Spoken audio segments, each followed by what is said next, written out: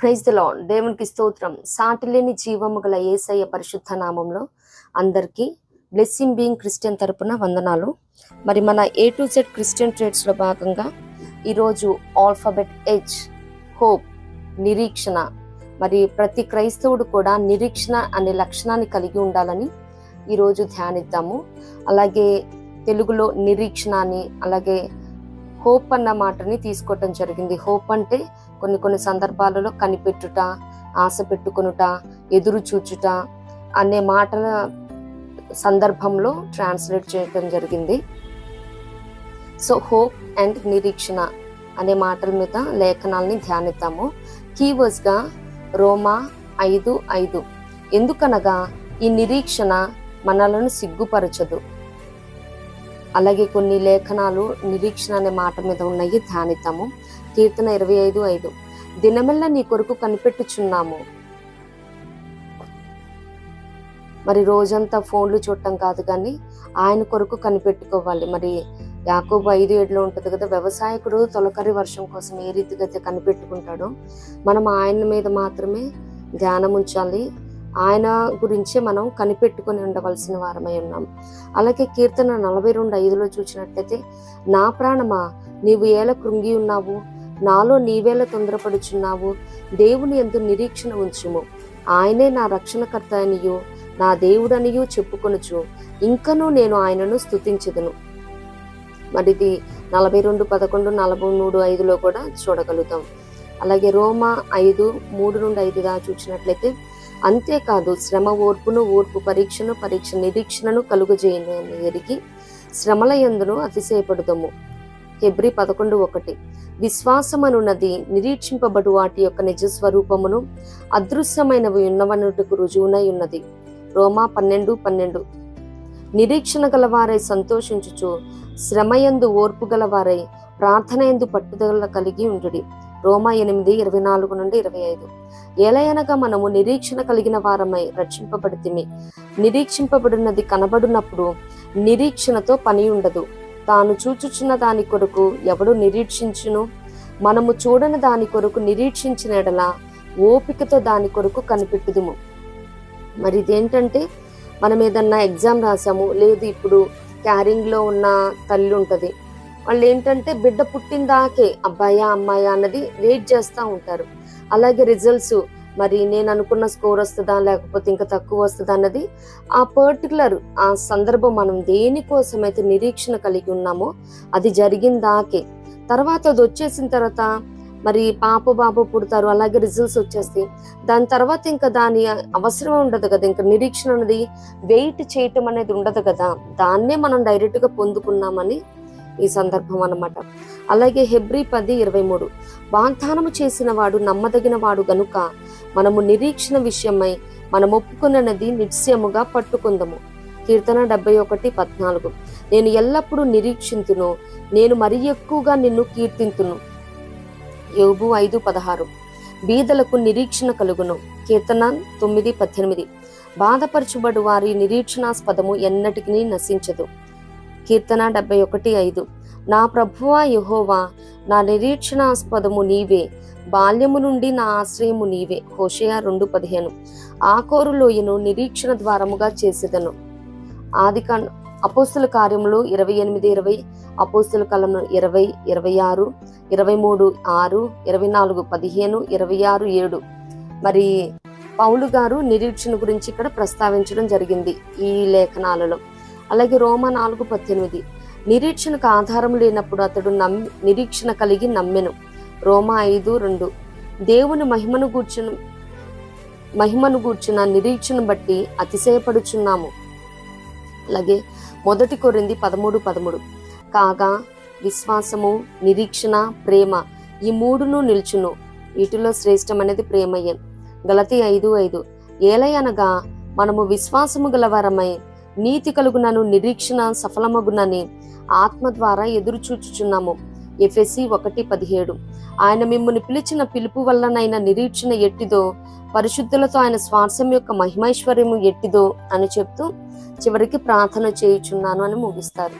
అలాగే కొలసీ 1:3. పరమందు మీ కొరకు ఉంచబడిన నిరీక్షణను బట్టి అని చెప్తూ కృతజ్ఞతాస్తుతులు చెల్లించుచున్నానని క్లోజ్ చేస్తారు ఈ వర్డ్స్ని. అలాగే 1 దశలోనికి 5:8 మత్తులమై ఉండక విశ్వాస ప్రేమలను కవచమును రక్షణ నిరీక్షణ శిరస్త్రాణమును ధరించుకుందము. ద హెల్మెట్ ఆఫ్ హోప్ అన్నమాట ఇది. 1 పేతురు 3:15 నిర్మలమైన మనస్సాక్షి కలిగిన వారై మీలో ఉన్న నిరీక్షణను గూర్చి మిమ్మును హేతువు అడుగు ప్రతివానికిని సాత్వికముతోనూ భయముతోనూ సమాధానము చెప్పుటకు ఎల్లప్పుడూ సిద్ధముగా ఉండి మీ హృదయములయందు క్రీస్తును ప్రభువుగా ప్రతిష్ఠించుడి. అలాగే కొన్ని నిరీక్షణ పదాలు, ఫ్యూ వర్డ్స్ ఆఫ్ హోప్. స్థిరమైన నిరీక్షణ అంటే 2 కొరింథీ 1:7 నిరీక్షణ స్థిరమై ఉన్నదని లిఖించడం జరిగింది. అలాగే 2 దశలోనికి 2:16 శుభ నిరీక్షణ. తీతుకు 2:12 శుభప్రదమైన నిరీక్షణ. హెబ్రీ 7:19 శ్రేష్టమైన నిరీక్షణ. 1 పేతురు 1:4 జీవముతో కూడిన నిరీక్షణ. అలాగే 1 పేతురు 1:13 సంపూర్ణ నిరీక్షణ. మరి నిరీక్షణకు ఆధారాలు ఏంటి? The sources of hope. మరి మొదటిగా చూసినట్లయితే వాక్యము, వర్డ్ ఆఫ్ గాడ్. కీర్తన 119, 114 నేను నీ వాక్యము మీద ఆశ పెట్టుకొని ఉన్నాను. మరి మనుషులు ఇచ్చిన మాటలు నిరర్థకమైపోతే వారు మర్చిపోతారేమో, కానీ దేవుని వాక్యం అంటే దేవుడు మనతో మాట్లాడటమే కదండి. మరి ఆయన వాక్యం మీద మనం ఆశ పెట్టుకున్నప్పుడు ఈ నిరీక్షణ మనల్ని సిగ్గుపరచుదని ఆయన వాక్యాన్ని మరి నిత్యము నిరంతరము ధ్యానించినప్పుడు, లేఖనాల్ని మరి తరచి చదివినప్పుడు, కానీ ఆ వాక్యం ద్వారా ఏదైతే మనం పట్టబడతామో ఆ మాటని మనం పట్టుకొని ప్రార్థన చేసినప్పుడు నిత్యముగా దేవుడు ఆ కార్యాన్ని చేస్తాడని మరి వాక్యం, ఆయన ఇచ్చిన వాక్యము మీద ఆశ పెట్టుకుని ఉన్నానని కీర్తనాకారుడు చెప్తా ఉన్నారు. అలాగే రోమ 15:13 పరిశుద్ధాత్మ శక్తి. సెకండ్ పాయింట్, కాగా మీరు పరిశుద్ధాత్మ శక్తి పొంది విస్తారముగా నిరీక్షణ కలుగవారగునట్లు నిరీక్షణకర్తయగు దేవుడు విశ్వాసము ద్వారా సమస్తానందముతోనూ సమాధానముతోనూ మిమ్మును నింపునుగాక. ఆమేన్. మరి చాలా మందికి నిరీక్షణ లేదు అంటే మరి వారు వాక్యం మీద కానీ అలాగే పరిశుద్ధాత్మ శక్తిని ఆశ్రయించకపోవటం వల్ల వారిలో నిరీక్షణ కొరతగా లేమి కలిగి ఉంటారేమో. మరి నిత్యముగా మనం పరిశుద్ధాత్మ శక్తిని పొందుకున్నప్పుడు దాని ద్వారా విస్తారమైన నిరీక్షణ కలుగుతుంది అనమాట.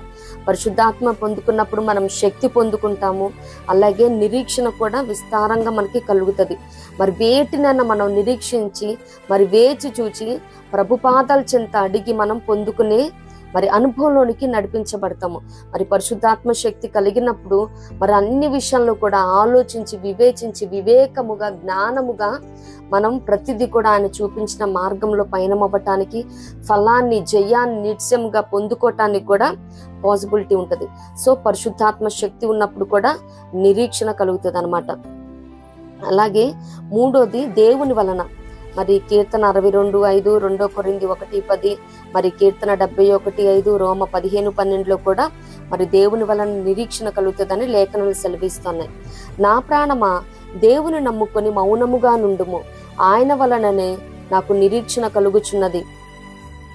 నా ప్రభువా యెహోవా నా నిరీక్షణాస్పదము నీవే, బాల్యము నుండి నా ఆశ్రయము నీవే.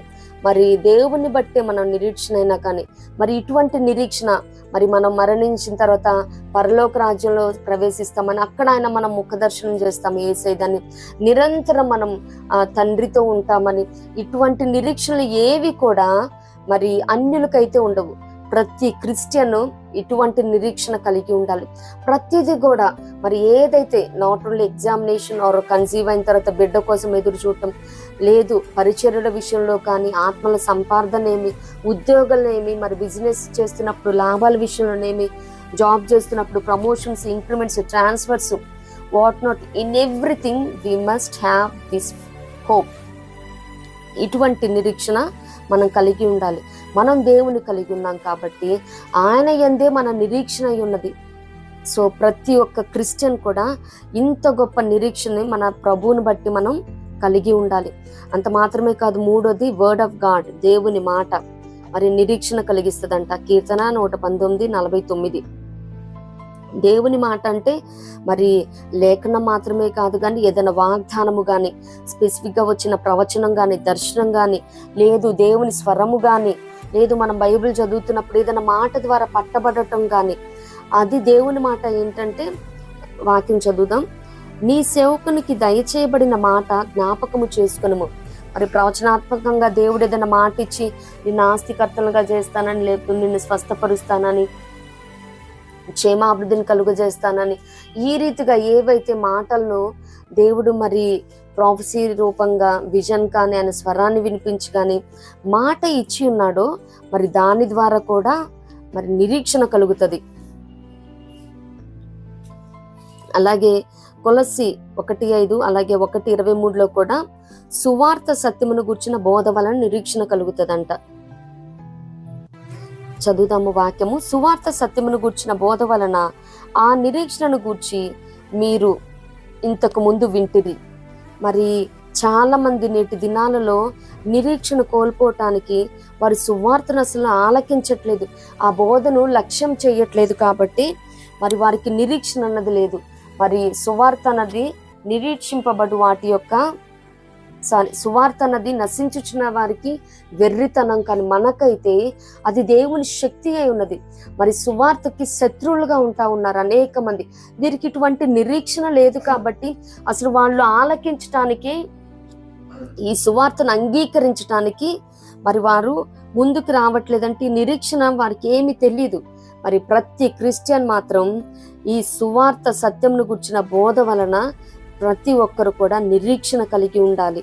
మరి ఈ నిరీక్షణ మనల్ని సిగ్గుపరచదని, మరి సువార్త విషయంలో కూడా ప్రతి ఒక్కరం కూడా సువార్త వినటం మాత్రమే కాదు, కానీ మనమే ఒక కర్రపత్రిక సువార్తను ప్రకటన చేయబద్దులమై ఉన్నాం. ఎందుకంటే దినాలు చాలా దుర్దినాలు, భయంకరమైన దినాల్లో ఉన్నాము. మరి రానున్న వాడు ఆలస్యం చేయక వస్తా ఉన్నాడు. సువార్తని, ఈ బోధని ఏమాత్రం కూడా మరి అణిచిపెట్టక, మరి మన వెలుగు అంధకారంలో ఉన్న అన్యుల మీద ప్రకాశింప చేయాలి. ప్రతి క్రిస్టియన్ కూడా తనే ఒక కర్రపత్రిక, ప్యాంప్లెట్గా, నిత్యంగా మనం అక్కడ ఉన్నామంటే ఒక సువార్త ప్రకటన. మనం ఏ మాట చెప్పకనే మనం ఎవరి మధ్య అయితే నివాసం చేస్తా ఉన్నామో, ఎవరి మధ్య మరి జాబ్ చేస్తా ఉన్నామో, ఎవరి మధ్య పని చేస్తా ఉన్నామో, వారి మధ్య నిత్యముగా మన సాక్ష్యాన్ని బట్టి, వాక్యం లేకుండానే ప్రవర్తన ద్వారా రాబట్టుకోవచ్చు అన్నట్టు ఆత్మలని, మరి అదే ఒక సువార్తగా మనం అక్కడ నిలిచి ఉన్నామంటే కంపల్సరీ అక్కడ సువార్త కార్యం జరగాలి, దైవ కార్యాలు జరగాలన్నమాట. సువార్త వినాలి, ఎట్ ద సేమ్ టైం సువార్త ప్రకటన చేయాలి నిరీక్షణతో కూడి. అంత మాత్రమే కాదు, నిరీక్షణ లేకపోతే, లేదు నిరీక్షణ త్రోసివేస్తే, వాట్ ఇఫ్ నో హోప్. మరి నిరీక్షణ లేకపోతే మొట్టమొదటిగా త్రోవ తప్పి గమ్యం మరుస్తామంట. మరి ఇర్మియా 56:7 చూసినట్లయితే 57 చూద్దాం ఇప్పుడు. 50వ అధ్యాయం 7వ వచనం. నిరీక్షణాధారముకు యెహోవా మీద తిరుగుబాటు చేసినందున వారికి ఇది సంభవించునని చెప్తా ఉన్నా. ఏది సంభవించిందో 50వ అధ్యాయం ఇర్మియా 6 చూసినట్లయితే, నా ప్రజలు త్రోవ తప్పిన గొర్రెలుగా ఉన్నారు, వారి కాపరులు కొండల మీదకి వారిని తోలుకొని పోయి వారిని త్రోవ తప్పించితిరి. జనులు కొండకు వెళ్ళుచు తాము దిగవలసిన చోట మర్చిపోయిరి. అంటే మర్చిపోయారంటే ఇంక అసలు గమ్యాన్ని మర్చారంటే అగమ్య గోచరం అనమాట. త్రోవ తప్పిపోతే ఇంకేముంది, అంధకారం, ఇంక అక్కడ ఏమి ఉండదన్నమాట, చీకటే. త్రోవ తప్పి ఇంకెక్కడికి వెళ్ళిపోతారో తెలీదు. అది పగలైనా కానీ చీకటి మాదిరే ఉంటుంది. గమ్యం తెలియదంటే ఇంకా ఎండ్లెస్ జర్నీ అనమాట. ఎటు వెళ్తున్నారో తెలీదు, ఎటు నడిపించబడుతున్నారో తెలీదు. సో నిరీక్షణ లేకపోతే కూడా ఈ రీతిగానే ఉంటుంది విశ్వాసయానం అన్నది. కంపల్సరీ నిరీక్షణకు ఆధారమైన దేవుణ్ణి మనం ఏ మాత్రం కూడా ఆయన మీద తిరుగుబాటు చేయకూడదు, ఆయన్ని త్రోసివేయకూడదు అన్నమాట. మరి ఆనాడు కోరహు, దాతాను, అబీరాములు కూడా దేవుని దైవజనుల మీద మరి తిరుగుబాటు చేసినప్పుడు మరి జీవముతో కుటుంబాల సమేతంగా మరి భూమి నెర్రలు విడిచి మరి మింగివేసినట్లు మనం లేఖనాలు చూస్తూ ఉంటాము. మరి ఆ రీతిగా కాక తిరుగుబాటు మరి దైవజనుల మీదేమి నిత్యముగా మన దేవాది దేవుని మీద ఏ మాత్రము తిరుగుబాటు తగదు. ఆయన మీద తిరుగుబాటు చేస్తే మనకే ఉంటుందండి. అంత చీకటి, అగమ్య గోచరం, త్రోవ తప్పిపోతాము. ఇంకా ఈ జీవితం ఎటు కొనసాగించబడుతుందో, ఎక్కడ మునిగి ఎక్కడ తేలుతామో కూడా తెలీదు. సో నిత్యముగా నిరీక్షణ ఆధారమైన దేవుణ్ణి మనం త్రోసివేయకూడదు, తృణీకరించకూడదు, తిరుగుబాటు చేయకూడదు అన్నమాట. అలాగే మరి సెకండ్ వన్ చూసినట్లయితే దుఃఖం. మరి మొదటి దశలోనికి 4:13 చూస్తే, సహోదరులారా నిరీక్షణ లేని ఇతరుల వలె మీరు దుఃఖపడకుండు నిమిత్తము. మరి నిరీక్షణ లేకపోతే ఏముంటది? దుఃఖమే ఉంటది. మరి అది సందర్భం వేరేదైనా కానీ, మరి ఏ విషయంలో అయినా, సందర్భం అనే కాదు, మరి లేఖనం ఆయా పరిస్థితులను బట్టి ఆయా వ్యక్తులను సంధిస్తుంది అన్నట్టు, మరి నిరీక్షణ అనేది కంపల్సరీ అన్ని వేళలా మనకి అవసరమైన ఆయుధమై ఉన్నది. ఆ నిరీక్షణ లేకపోతే జీవితం ఏ రీతిగా అగమ్య గోచరం, అంధకారం అయి ఉంటుందో ఆ రీతిగానే దుఃఖమయమై ఉంటది. మరి నిరీక్షణ ఉన్నప్పుడు, ఆ హోప్ అన్నది ఉన్నప్పుడు ఏంటంటే జీవితం ఆనందమయంగా ఉంటది, సుఖంతో శాంతితో మరి జీవిస్తాము. మరి ఫలాలను, జయాలను చూస్తామన్నమాట, బలాన్ని పొందుకుంటాము. నిరీక్షణ అన్నది ఈ రీతిగా పనిచేస్తుంది. ఆ నిరీక్షణ లేకపోతే దుఃఖమే ఉంటది. ఏ మాత్రము కూడా, ఏ పరిస్థితులను బట్టి కూడా నిరీక్షణను విడిచిపెట్టకూడదు. మరి ఇతరుల వల్లే అంటే ప్రతి క్రిస్టియన్ కూడా నిరీక్షణ కలిగి ఉండాలి. మరి నాన్ క్రిస్టియన్స్కి, అలాగే జెంటైల్స్కి, అన్యులకి ఇటువంటి ఏమి నిరీక్షణ, అసలు ఈ టర్మే వాళ్ళకి తెలియదు. నిరీక్షణ అన్నది కంపల్సరీ క్రిస్టియన్ కలిగి ఉండాలండి. మరి ఇప్పుడు చూస్తున్న పరిస్థితులను బట్టి అయితే అసలు హోప్లెస్ కండిషన్ అని కూడా అయ్యి ఉండవచ్చు. మరి ఆర్థికమేమి, మరి ఆరోగ్యపరంగా ఏమి, ఆత్మీయత ఏమి, మరి కుటుంబ విషయంలోనేమి, పరిచయ విషయంలో, బిడ్డల విషయంలోనేమి, ఉద్యోగాలేమి, మరి ట్రాన్స్ఫర్స్, ప్రమోషన్స్, బిజినెస్లో లాభాలేమి, ప్రతిదీ కూడా మరి నిరీక్షణ మనం హోప్స్ పెట్టుకునే సిచ్యువేషన్గా ఉండకపోవచ్చు. అయినప్పటికీ ప్రభు పాదాల చెంత నిరీక్షణ కలిగి ఆయన కొరకే మనం కనిపెట్టుకొని ఆయన చేతుల వైపే మనం చూస్తూ ఉన్నట్టు మరి లేఖనాల కీర్తనలో ఉంటది కదా,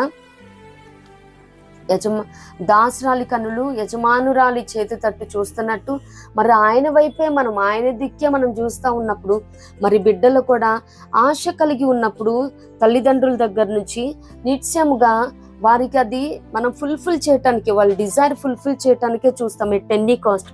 మరి అట్లాంటిది దేవాది దేవుడు, ఆయన మీద మనం హోప్స్ పెట్టుకున్నప్పుడు ఆయన ఎలా విడిచిపెడతాడు? ఆయన ఎలా మర్చిపోతాడు? మరి మాట ఇచ్చిన వాడు నమ్మదగిన వాడు. ఆయన ఏ పరిస్థితిలో కూడా మరిచే దేవుడు కాదు, విడిచిపెట్టే దేవుడు కాదు. మరి ఏ రీతిగా మరి నిరీక్షణకు ఆధారాలు మనం చూచి ఉన్నాము. మరి దేవుని వాక్యము, దేవుని మాట, పరిశుద్ధాత్మ శక్తి, మరి దేవుడే మన నిరీక్షణకి ఆధారమై ఉన్నాడు. కాబట్టి ఏ మాత్రం కూడా మరి ఇతరుల వల్లే మనం నిరీక్షణ లేకుండా ఉండకూడదు. ప్రతి ఒక్కరు కూడా ఏ పరిస్థితి అయినప్పటికీ ఆయన అన్ని వేళలా అందరికీ చాలని దేవుడై ఉన్నాడు. కాబట్టి మరి మనం కూడా అన్ని వేళలా, మరి అది హోప్స్ ఉన్న పరిస్థితి అయి ఉండొచ్చు. మరి ఒక్కొక్కసారి మనం క్రికెట్ చూసే వాళ్ళకి తెలుస్తుంది, సింగిల్ బాల్లో 6 runs చేయాల్సి ఉంటుంది. మరి 6 కూడా కొట్టొచ్చు ఆ టైంలో. మోర్ దెన్ దట్ కూడా దేవుడు కార్యం చేయగలుగుతాడు. మరి ఉన్న ఇంత చిన్న అమౌంటే ఉంది నాకు, కానీ నా అవసరం మాత్రం లక్షల్లో ఉన్నది, లేదు ఇంకా అధికమై ఉన్నది. మరి దాన్నే దేవుడు బ్లెస్ చేస్తాడు. ఆయన పాదాల చెంత ఆయన చేతుల్లో పెడితే, మరి అప్పుడు ఉంది కదా, 5 రొట్టెలు 2 చిన్న చేపలను తీసుకొచ్చి ఆయన చేతుల్లో పెడితే ఆయన వాటిని విరిచి ఆశీర్వదించిన రీతిగా మరి క్షేమాభివృద్ధిని, అభివృద్ధిని కలుగజేసే దేవుడు, ఫలింపుదల్ని, జయాన్ని, బలాన్ని ఇచ్చే దేవుడై ఉన్నాడు.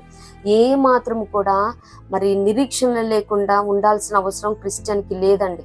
ప్రతి క్రిస్టియన్ కూడా అది ఏ సిచ్యువేషన్ అయినా కానీ నిరీక్షణ అన్నది ఉండాలి, కలిగి ఉండాలి. ఎందుకంటే నిరీక్షణ లేకపోతే చెప్పుకున్నాం కదా, మరి మార్గం తప్పిపోతాము. ఎవరు ఏది చెప్తే అది నమ్ముతాం. మరి అక్కడ కాపరులే కొండ మీద తీసుకెళ్లి దారి తప్పించారంట. ఎవరిని నమ్మటానికి లేదు. అది ఎవరైనప్పటికీ లేఖనాలు ఉన్నాయి కాబట్టే చెప్తున్నాను. కాపరులు కూడా దేవుడు, నువ్వు మధ్యలో ఇంకా మీడియేటర్స్ ఏం అవసరం లేదు.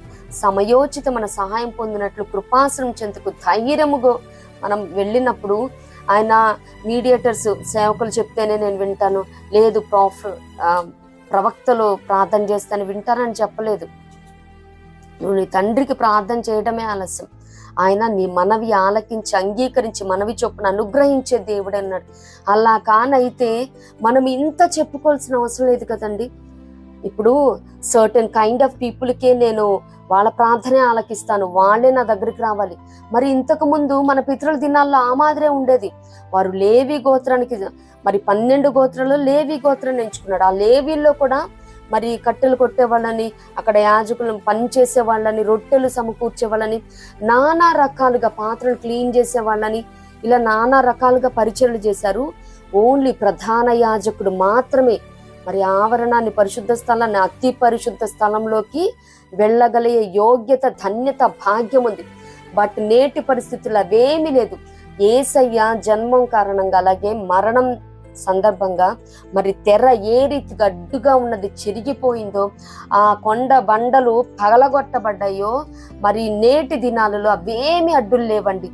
ఆయన నువ్వు అడ్డుగా ఉన్నాయి. మరి 59 యెషయా గ్రంథంలో 1లో ఉంటది కదా, మరి మన అవిధేయతలు, దోషాలు, అతిక్రమాలు ఇవన్నీ ఆయన ముఖాన్ని చాటు చేస్తా ఉన్నాయి, అడ్డుగా వస్తా ఉన్నాయి. మన అవిధేయతలు, అలక్ష్యాలు, నిర్లక్ష్యాలు, మరి ఇవి మాత్రమే అడ్డుగా ఉంటాయి తప్పించి ఏ మనిషి కూడా ఆయనకు నీకు మధ్యలో ఎవరు మీడియేటర్ లేరు, ఉండక్కర్లేదు కూడా.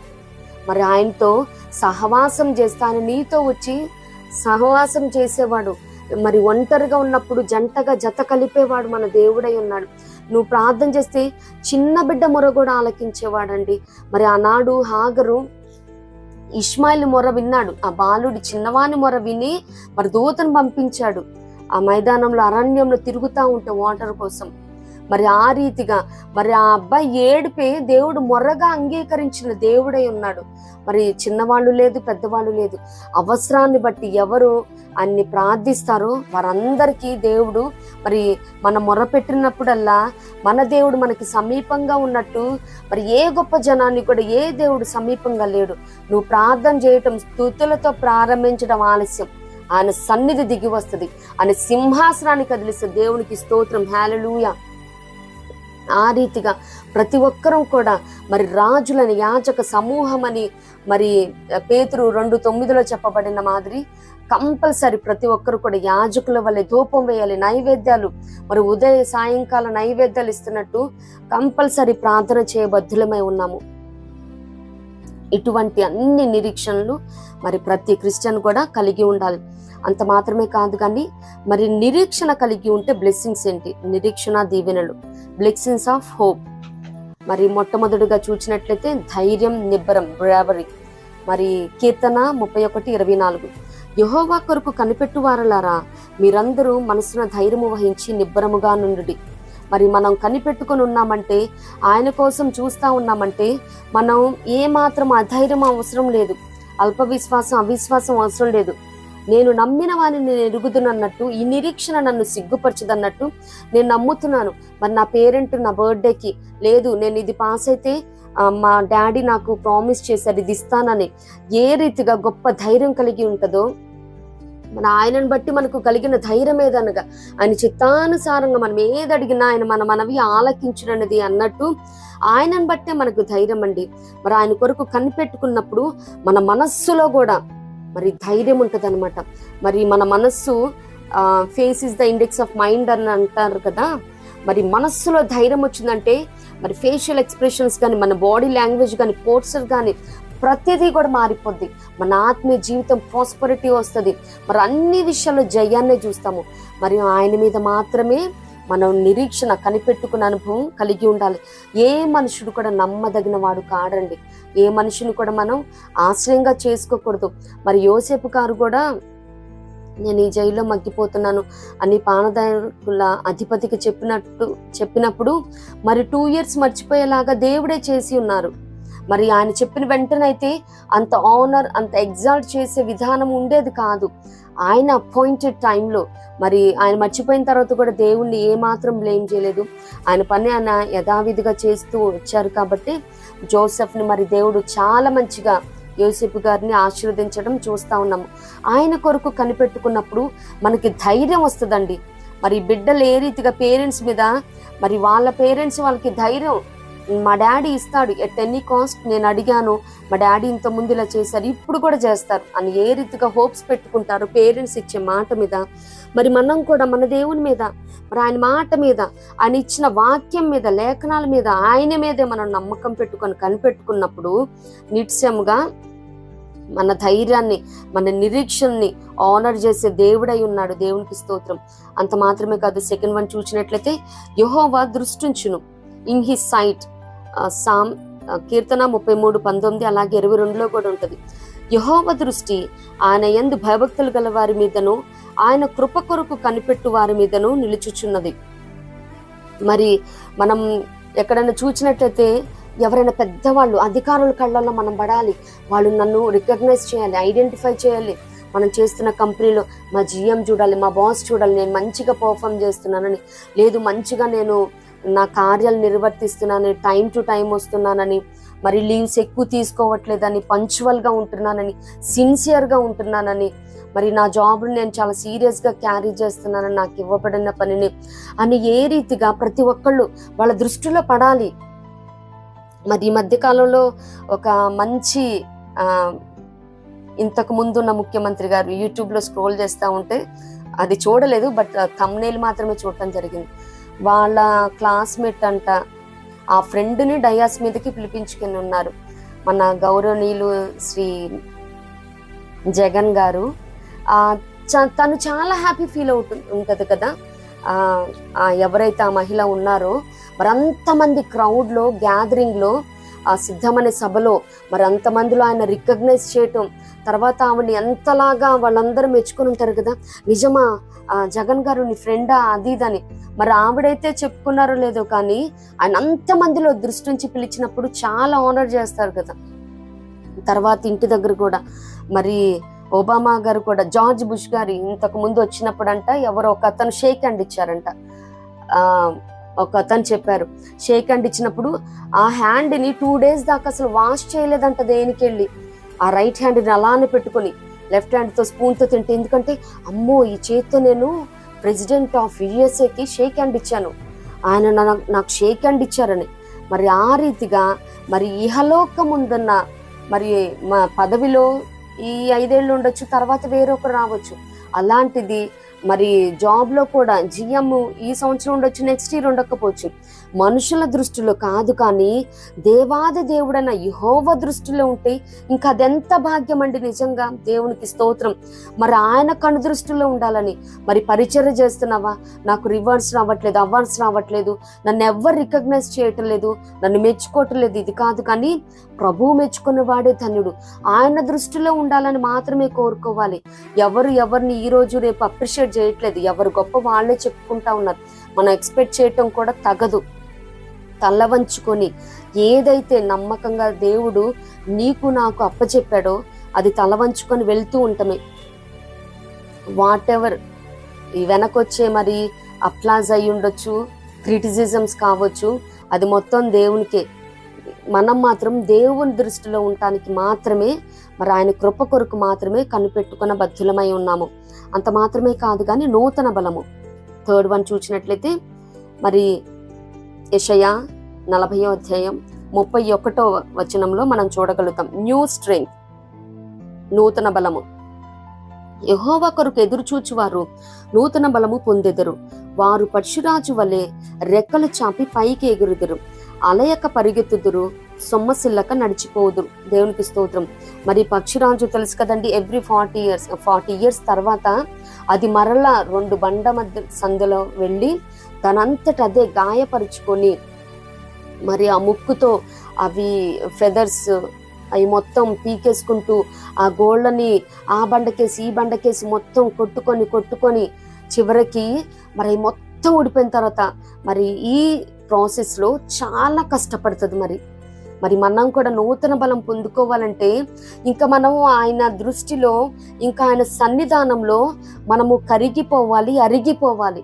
ఇంకా వీఆర్ నథింగ్ ప్రభు అన్నప్పుడు మరి ఆ పక్షిరాజు ఏ రీతిగా తన శక్తినంతా కూడగట్టుకొని తనంతట తనే అది గాయపరుచుకుంటూ మరి అవి నెయిల్స్ అవన్నీ ఇంకా బాగా పెరిగిపోయాయి అనుకోండి, ఆ స్ట్రెంగ్త్ మొత్తం ఆ నెయిల్స్ మొత్తమే తీసుకుంటా ఉంటాయి. మరి అట్లా కాదు, ఆ రీతిగా అది గాయపరుచుకుంటూ వాటన్నిటిని తీసుకున్నప్పుడు మరి ఈ పయనంలో కూడా మనం పయనిస్తున్న వేళ మరి 40 years జరుగుతుందంటే మరి నేటి దినాలలో కూడా మరి పరిచయం చేస్తున్న వారేమి, లేదు ఈ జాబ్లో మంచి పొజిషన్లో ఉన్న వారేమి, ఈ లోపల గోల్డ్ ఏ రీతిగా అయితే మరి ఫెదర్స్ ఏ రీతిగా స్ట్రెంగ్తన్ అయిపోయినాయో, మరి అహంకారం అని, స్వార్థం అని, మరి అహంకారం, గర్వము ఇవన్నీ కూడా చోటు చేసుకోవచ్చు. మత్సరం, కుళ్ళు, మరి శరీర కార్యాలు కూడా మన మీద బలంగా పనిచేస్తూ ఉండవచ్చు. ఆ గోర్లు ఏ రీతిగా అంత స్ట్రెంగ్త్గా ఉంటాయో మరి మనకి లేని రెక్కలు కూడా పుట్టుకొస్తూ ఉంటాయి. ఈ రెక్కలు కాదు కానీ మరి పక్షిరాజు ఏ రీతిగా అవి మొత్తం తీసేసుకొని తను ఏ రీతిగా మరి నూతన బలాన్ని పొందుకుంటుందో పక్షిరాజు, మనము కూడా ఏ టైంకి ఆ టైము మరి నా శరీరాన్ని లోపరుచుకోవటాన్ని నేను నల్లగొట్టుకుంటున్నాను అంటున్నారు పౌలు గారు. మరి ఆయన హెచ్చిపోకుండా ఉండటానికి మరి యేసయ్య తర్వాత అటువంటి మంచి పరిచర్య సువార్త దండయాత్రలు చేసినారు మరి పౌలు గారు. మరి నాకు ఒక ముళ్ళుంది అంత మాత్రమే కాదు కానీ తనంతట తనే శరీరాన్ని నల్ల కొట్టుకుని లోపరుచుకుంటున్నారు. మరి మనం కూడా ఇటువంటివన్నీ ఓవర్ రైడ్ చేయకుండా అవే స్ట్రెంగ్త్, మరి అహంకారము, అవివేకము, అల్ప విశ్వాసము, మరి అసూయ, దుర్భాషలాడటం, ఇతరుని తక్కువ చూపు చూడటం, నేనే హై అని అనుకోవటం, ఇలాంటి ఆలోచనలు కానీ దేవునికి విరుద్ధమైన మరి కార్యాలు, చెడ్డ క్రియలు ఇవన్నీ మన మీద పెత్తనం చేయకుండా మన ఆత్మని కృంగజేసేటట్టు, మన ఆత్మీయతను క్షీణింపచేసేటట్టు ఇవేవైతే ఉన్నాయో ఇవి ఓవర్ రైడ్ చేయకూడదు, ఇవి స్ట్రెంగ్తన్ అవ్వకూడదు.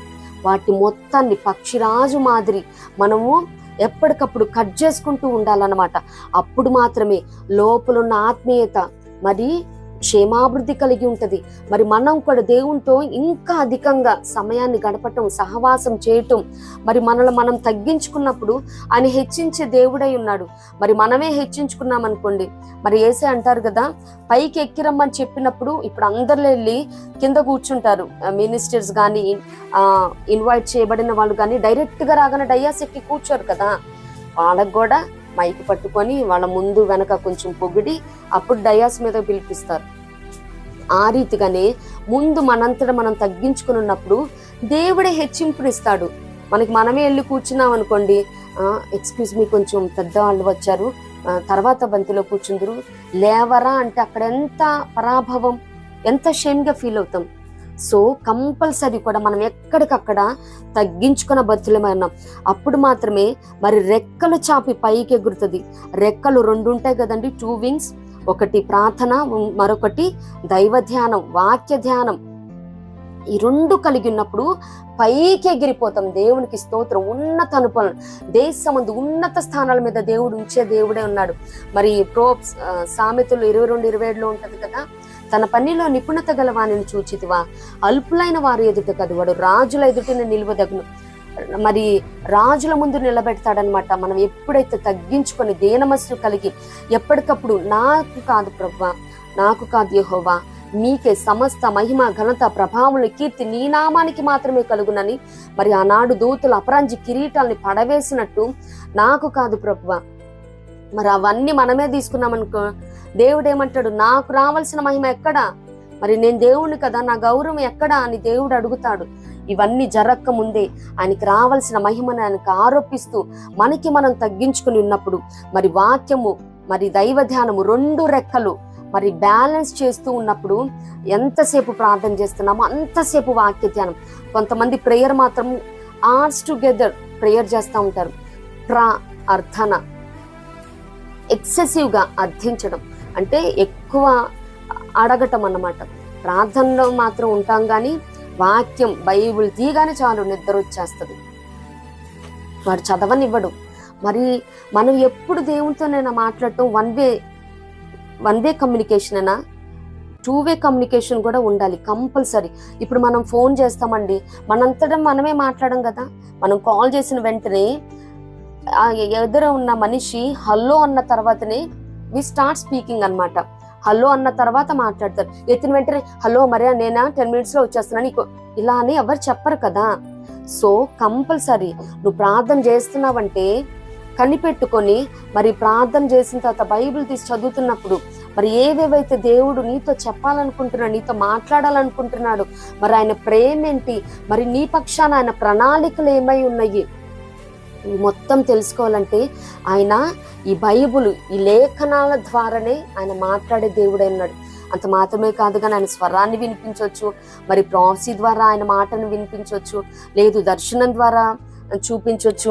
ఇది కాదు కానీ వీటితో పాటు ఇవి మాత్రమే కాదు, దైవ ధ్యానం మనకి మనంగా కంపల్సరీ. మరి దివారాత్రం ధ్యానించిన ఎడల గాలికి చెదరగొట్టు పొట్టు వలె కాక చెట్టు వలె ఉంటాం, ఫలించుడు అనుభవంలో ఉంటాము. పొట్టు అయితే గాలికి ఎట్టంతటి ఎగిరిపోతుంది, అదే చెట్టు అయితే అది స్ట్రెంగ్త్, వేర్లని భూమిని తన్ని వేర్లు ఏ రీతిగా స్ట్రెంగ్త్ గా ఉంటుందో, మరి గాలి వచ్చినా కానీ పొట్టు వెళ్ళిపోయినంత ఈజీగా ఏదో పెద్ద పెద్ద తుఫానులు వీటిల్లో మాత్రమే ఏదన్నా ట్రీ కొంచెం అలా ఇలా మూవ్ అవుతుందేమో, కానీ పొట్టు వల్ల మాత్రం ఎగిరిపోదు. మరి చెట్టు ఏ రీతిగా స్ట్రెంగ్త్ ఉంటుందో ఆ మాదిరి దైవ ధ్యానం కూడా అవసరమే ఉన్నది. మరి కొంతమంది దీన్ని ఎక్కువ ఇంపార్టెన్స్ ఇస్తారు, కంపల్సరీ బ్యాలెన్స్డ్గా ఉండాలి. మరి ఒక రెక్కతో ఎగరలేం కదా, మరి రెక్కలు చాపి ఏ రీతిగా మరి పైకి ఎగురుతుందో ప్రతి క్రిస్టియన్ కూడా వాక్యము అలాగే ప్రార్థన రెండు బ్యాలెన్స్ చేసినప్పుడే పైకి ఎగిరే అనుభవంలో ఉంటాము. అది ఆత్మీయతేమి, ఆర్థికమేమి, ఆరోగ్య పరిస్థితులేమి, నిత్యముగా. మరి అనారోగ్యంలో ఉన్నవారు ఎక్కువసేపు ప్రార్థించడానికే, మరి మంచంలో ఉన్నా కానీ ప్రార్థన చేయడానికి ఇష్టపడతారు. మరి వాక్యం చదవటానికి అంత ఓపిక ఉంటే కంపల్సరీ లేచి దైవ ధ్యానంలో ఉండాలి. చదువు రాని వాళ్ళు లేదు, అసలు బైబిల్ కూడా హోల్డ్ చేయలేము, పడక మీదనంటే ఎవరినైనా పిలిపించుకొని చదివించుకొని దాని ద్వారా దేవుని స్తుతించబద్దులేమన్నా. కంపల్సరీ ప్రార్థన, వాక్యము ఈ రెండు కూడా బ్యాలెన్స్ చేసినప్పుడు రెక్కలు చాపి పైకి ఎగురుతున్నట్టు దేవుడు కూడా ఉన్నత స్థానంలో ఉంచే దేవుడే ఉన్నాడు. మరి కొండ మీద ఉన్న పట్టణం మరుగే ఉండనేరదన్నట్టు మరి వాక్యంలో ప్రార్థనలో ఉన్నప్పుడు దేవుడు కూడా ఆ రీతిగా ఉన్నత అనుభవంలోకి ఎక్కించే దేవుడు. నా కాళ్ళను లేడి కాళ్ళ వల్ల చేసి ఎత్తైన స్థలంలో ఉంచే దేవుడుగా ఉన్నాడు. కాబట్టి ఆ రీతిగా ప్రతి ఒక్కరు కూడా ఉండాలి. అంత మాత్రమే కాదు కానీ అలయక పరిగెత్తుదురు. మరి పరిగెత్తేటప్పుడు అలసట కంపల్సరీ వస్తుంది. మరి మనం ఈ లోకయానంలో, ఈ విశ్వాసయానంలో అనేక పరిస్థితులను బట్టి మరి కుటుంబంలో బిడ్డల విషయంలోనేమి, పరిచర్య విషయంలోనేమి, మరి సంఘంలో జరుగుతున్న, సమాజంలో జరుగుతున్న మరి ఈ సంభవాలను బట్టి అలసిపోతాం పరిగెత్తలేక. కానీ ఎప్పుడైతే విశ్వాసంను కర్త దాన్ని కొనసాగించువాడైనా యేసు వైపు చూచుచు మనం పరిగెత్తుతామో అలసట అనేది ఉండదండి. మన యేసు వైపు, మరి ఆనాడు పేతురు గారు ఏ రీతిగా ఆ వాటర్ మీద నేను కూడా నడుస్తాను యేసయ్య అన్నప్పుడు నడు అన్నారు కదా యేసయ్య. మరి యేసయ్యని చూస్తున్నంతసేపు it's highly impossible to walk on water. మరి ఇంపాసిబుల్ కదా, మనిషి అన్నవాడు నీళ్లలో మునగటమే తప్పించి నడవటం అన్నది ఉండదు. కానీ యేసే వైపు చూచినప్పుడు అసాధ్యమైన కార్యాలను కూడా సాధ్యపరచడానికి ఇది రుజువుగా, దృష్టాంతంగా లిఖించబడటం జరిగింది. మరి ఎప్పుడైతే గాలిని చూశాడో అప్పుడు మాత్రమే మునిగిపోవటం జరిగింది. మరి ఆయన వైపు చూస్తున్నప్పుడు మరి పరిగెత్తుతాం, అలసట అనేదే ఉండదు. మరి ఏ విషయంలో కూడా మరి నాకు ఎవరు సహకారులు లేరు, నాకు సపోర్ట్ చేసేవాళ్ళు లేరు, బ్యాక్గ్రౌండ్ లేదు, ఎక్స్పీరియన్స్ లేదు, వాళ్ళకంటే మరి ఇన్నేళ్ల పరిశ్రమలో ఉన్నారు, మరి పరిచర్యలో ఉన్నారు, మరి వాళ్ళకి ఇంతమంది మార్గం ఉంది, మరి వాళ్ళకి అన్ని ఇన్స్ట్రుమెంట్స్ ఉన్నాయి, టాలెంట్స్ ఉన్నాయి. ఇవి కాదండి. యేసయ్య పిలిచినప్పుడు వాళ్ళందరూ జాలర్లు అంటే వాళ్ళకి సరైన క్లాతింగ్ కూడా ఉండదు. వాళ్ళ క్లాతింగ్ తెలుసు కదా, ఎటువంటి దుస్తులను ధరిస్తారు. మరి వాళ్ళకి యాస మాటలు, వాళ్ళ కల్చర్ వేరు, వారు తినే ఆహార పదార్థాలు వేరు, మరి ఎంటైర్లీ డిఫరెంట్ కదా. మరి లోకంలో వెర్రివాన్ని ఏర్పరచుకున్నాడు దేవుడు జ్ఞానులను మరి సిగ్గుపరచడానికి. మరి ఆయన పిలిచినప్పుడు వాళ్ళందరూ ఫిషర్ మ్యాన్ ఎక్కువ ఉన్నారు ఆయన శిష్యుల్లో. ఆయన పిలిచినప్పుడు వాళ్ళందరూ ఎక్విప్డ్ కాదు. యేసయ్య పిలిచిన తర్వాత వాళ్ళందరూ ఎక్విప్ అయ్యారు. పరిచర్యలో ఏ రీతిగా అయితే మరి యేసయ్యను చూస్తూ వారందరూ విశ్వాసయానంలో ఉన్నారు కాబట్టి శిష్యులు అనేకమైన గొప్ప కార్యాలు యేసయ్యలాగా చేయగలిగినారు. మరి ఆ రీతిగానే మనం కూడా యేసయ్యని మాత్రమే గురిగా పెట్టుకొని మరి ఈ విశ్వాస యానాన్ని మనం కొనసాగిస్తూ ఉన్నప్పుడు ఎవరు ఉన్నా లేకపోయినా, వచ్చినా రాకపోయినా, మనుషులను ఆశ్రయం చేసుకొని కాదు నిన్ను పరిచర్యకి పిలిచింది, నీకు కుటుంబాన్ని ఇచ్చింది, బిడ్డల్ని ఇచ్చింది. ఎవరినో ఆధారం చేసుకొని పోషిస్తావని కాదు నీకు ఇచ్చింది బిడ్డల్ని. ఆయనే నిరీక్షణకి ఆస్పదమై ఉన్నాడు, నిరీక్షణ ఆధారమై ఉన్నాడు. ఆయన వైపు మాత్రమే చూడాలి. కొండల తట్టు నా కన్నులెత్తుచున్నాను, నాకు సహాయం ఎక్కడ నుండి వచ్చు? యెహోవా వలనే నాకు సహాయం కలుగు. ఆయన భూమి ఆకాశంను కలుగ చేసిన వాడు. భూమి ఆకాశం దీన్నే కలుగు చేశాడండి. మధ్యలో ఉన్న మొత్తం ఆయన సృష్టించడమే కదండి. మరి మనం ఎందుకు అన్ని విషయాల్లో ఇతరులతో కంపేర్ చేసుకుంటూ ఇతరుల వైపు ఆశించడం, యాచించడం చేయాలి? అసలు మనస్సులో కూడా ఆలోచన వద్దు. ఆ రీతిగా ఉంటే ఈనాడే దానికి ఫుల్ స్టాప్ పెట్టేసండి. మరి షిఫ్ట్ డిలీట్, ఇంకా పర్మనెంట్ గా డిలీట్ చేసేయండి. యేసు నామములో మనం యేసయ్య వైపు మాత్రమే చూసినప్పుడు మరి అలయక పరిగెత్తుతాము. మరి ఏవి ఉన్నా కానీ మరి పరిగెత్తే పయనంలో మరి ఫాస్ట్ గా పరిగెత్తుతూ ఉన్నప్పుడు మరి కింద ఏమున్నాయని చూసుకోము. మరి కింద భూమి మీద ఏమున్నాయి, కొలసీలో ఉంటది కదా, కింద ఏమి ఉండవు. మనం పైన మాత్రమే చూడబద్దులు. మనం అవి మొత్తం మనం క్రాస్ చేసుకొని పరిగెత్తుతున్నప్పుడు ఇవేమి కనిపించవు. ఇవన్నీ వ్యర్థమైనవి. పరిగెత్తుతున్నామంటే గురి యొద్దకే పరిగెత్తుచున్నాను అన్నట్టు మన గమ్యం, గురి ఏదైతే పెట్టుకొని ఉన్నామో ఈ సంవత్సర కాలంలో నేను ఇన్ని ఆత్మల్ని దేవునికి అప్పగించాలి, ఈ సంవత్సర కాలంలో నేను ఈ ఉద్యోగంలో ఈ పర్టికులర్ పొజిషన్ ఇంత ఇంక్రిమెంట్ హైక్ తీసుకోవాలి, ఈ సంవత్సర కాలంలో లేదు stipulated time line, short term goals, long term goals అని పెట్టుకుంటారు కదా. మరి ఇన్నేళ్లలో నేను ఆ పొజిషన్కి వెళ్ళిపోవాలి, జిఎం అయిపోవాలి, లేదు నెక్స్ట్ ఎగ్జామ్స్ లో నేను ఈ స్కోర్ చెయ్యాలి, లేదు ఇలా ఈ రీతిగా మనం గోల్స్ పెట్టుకున్నప్పుడు ఆయన చూస్తూ మనం పరిగెత్తుతున్నప్పుడు ఇవేమి పట్టించుకోమన్నమాట.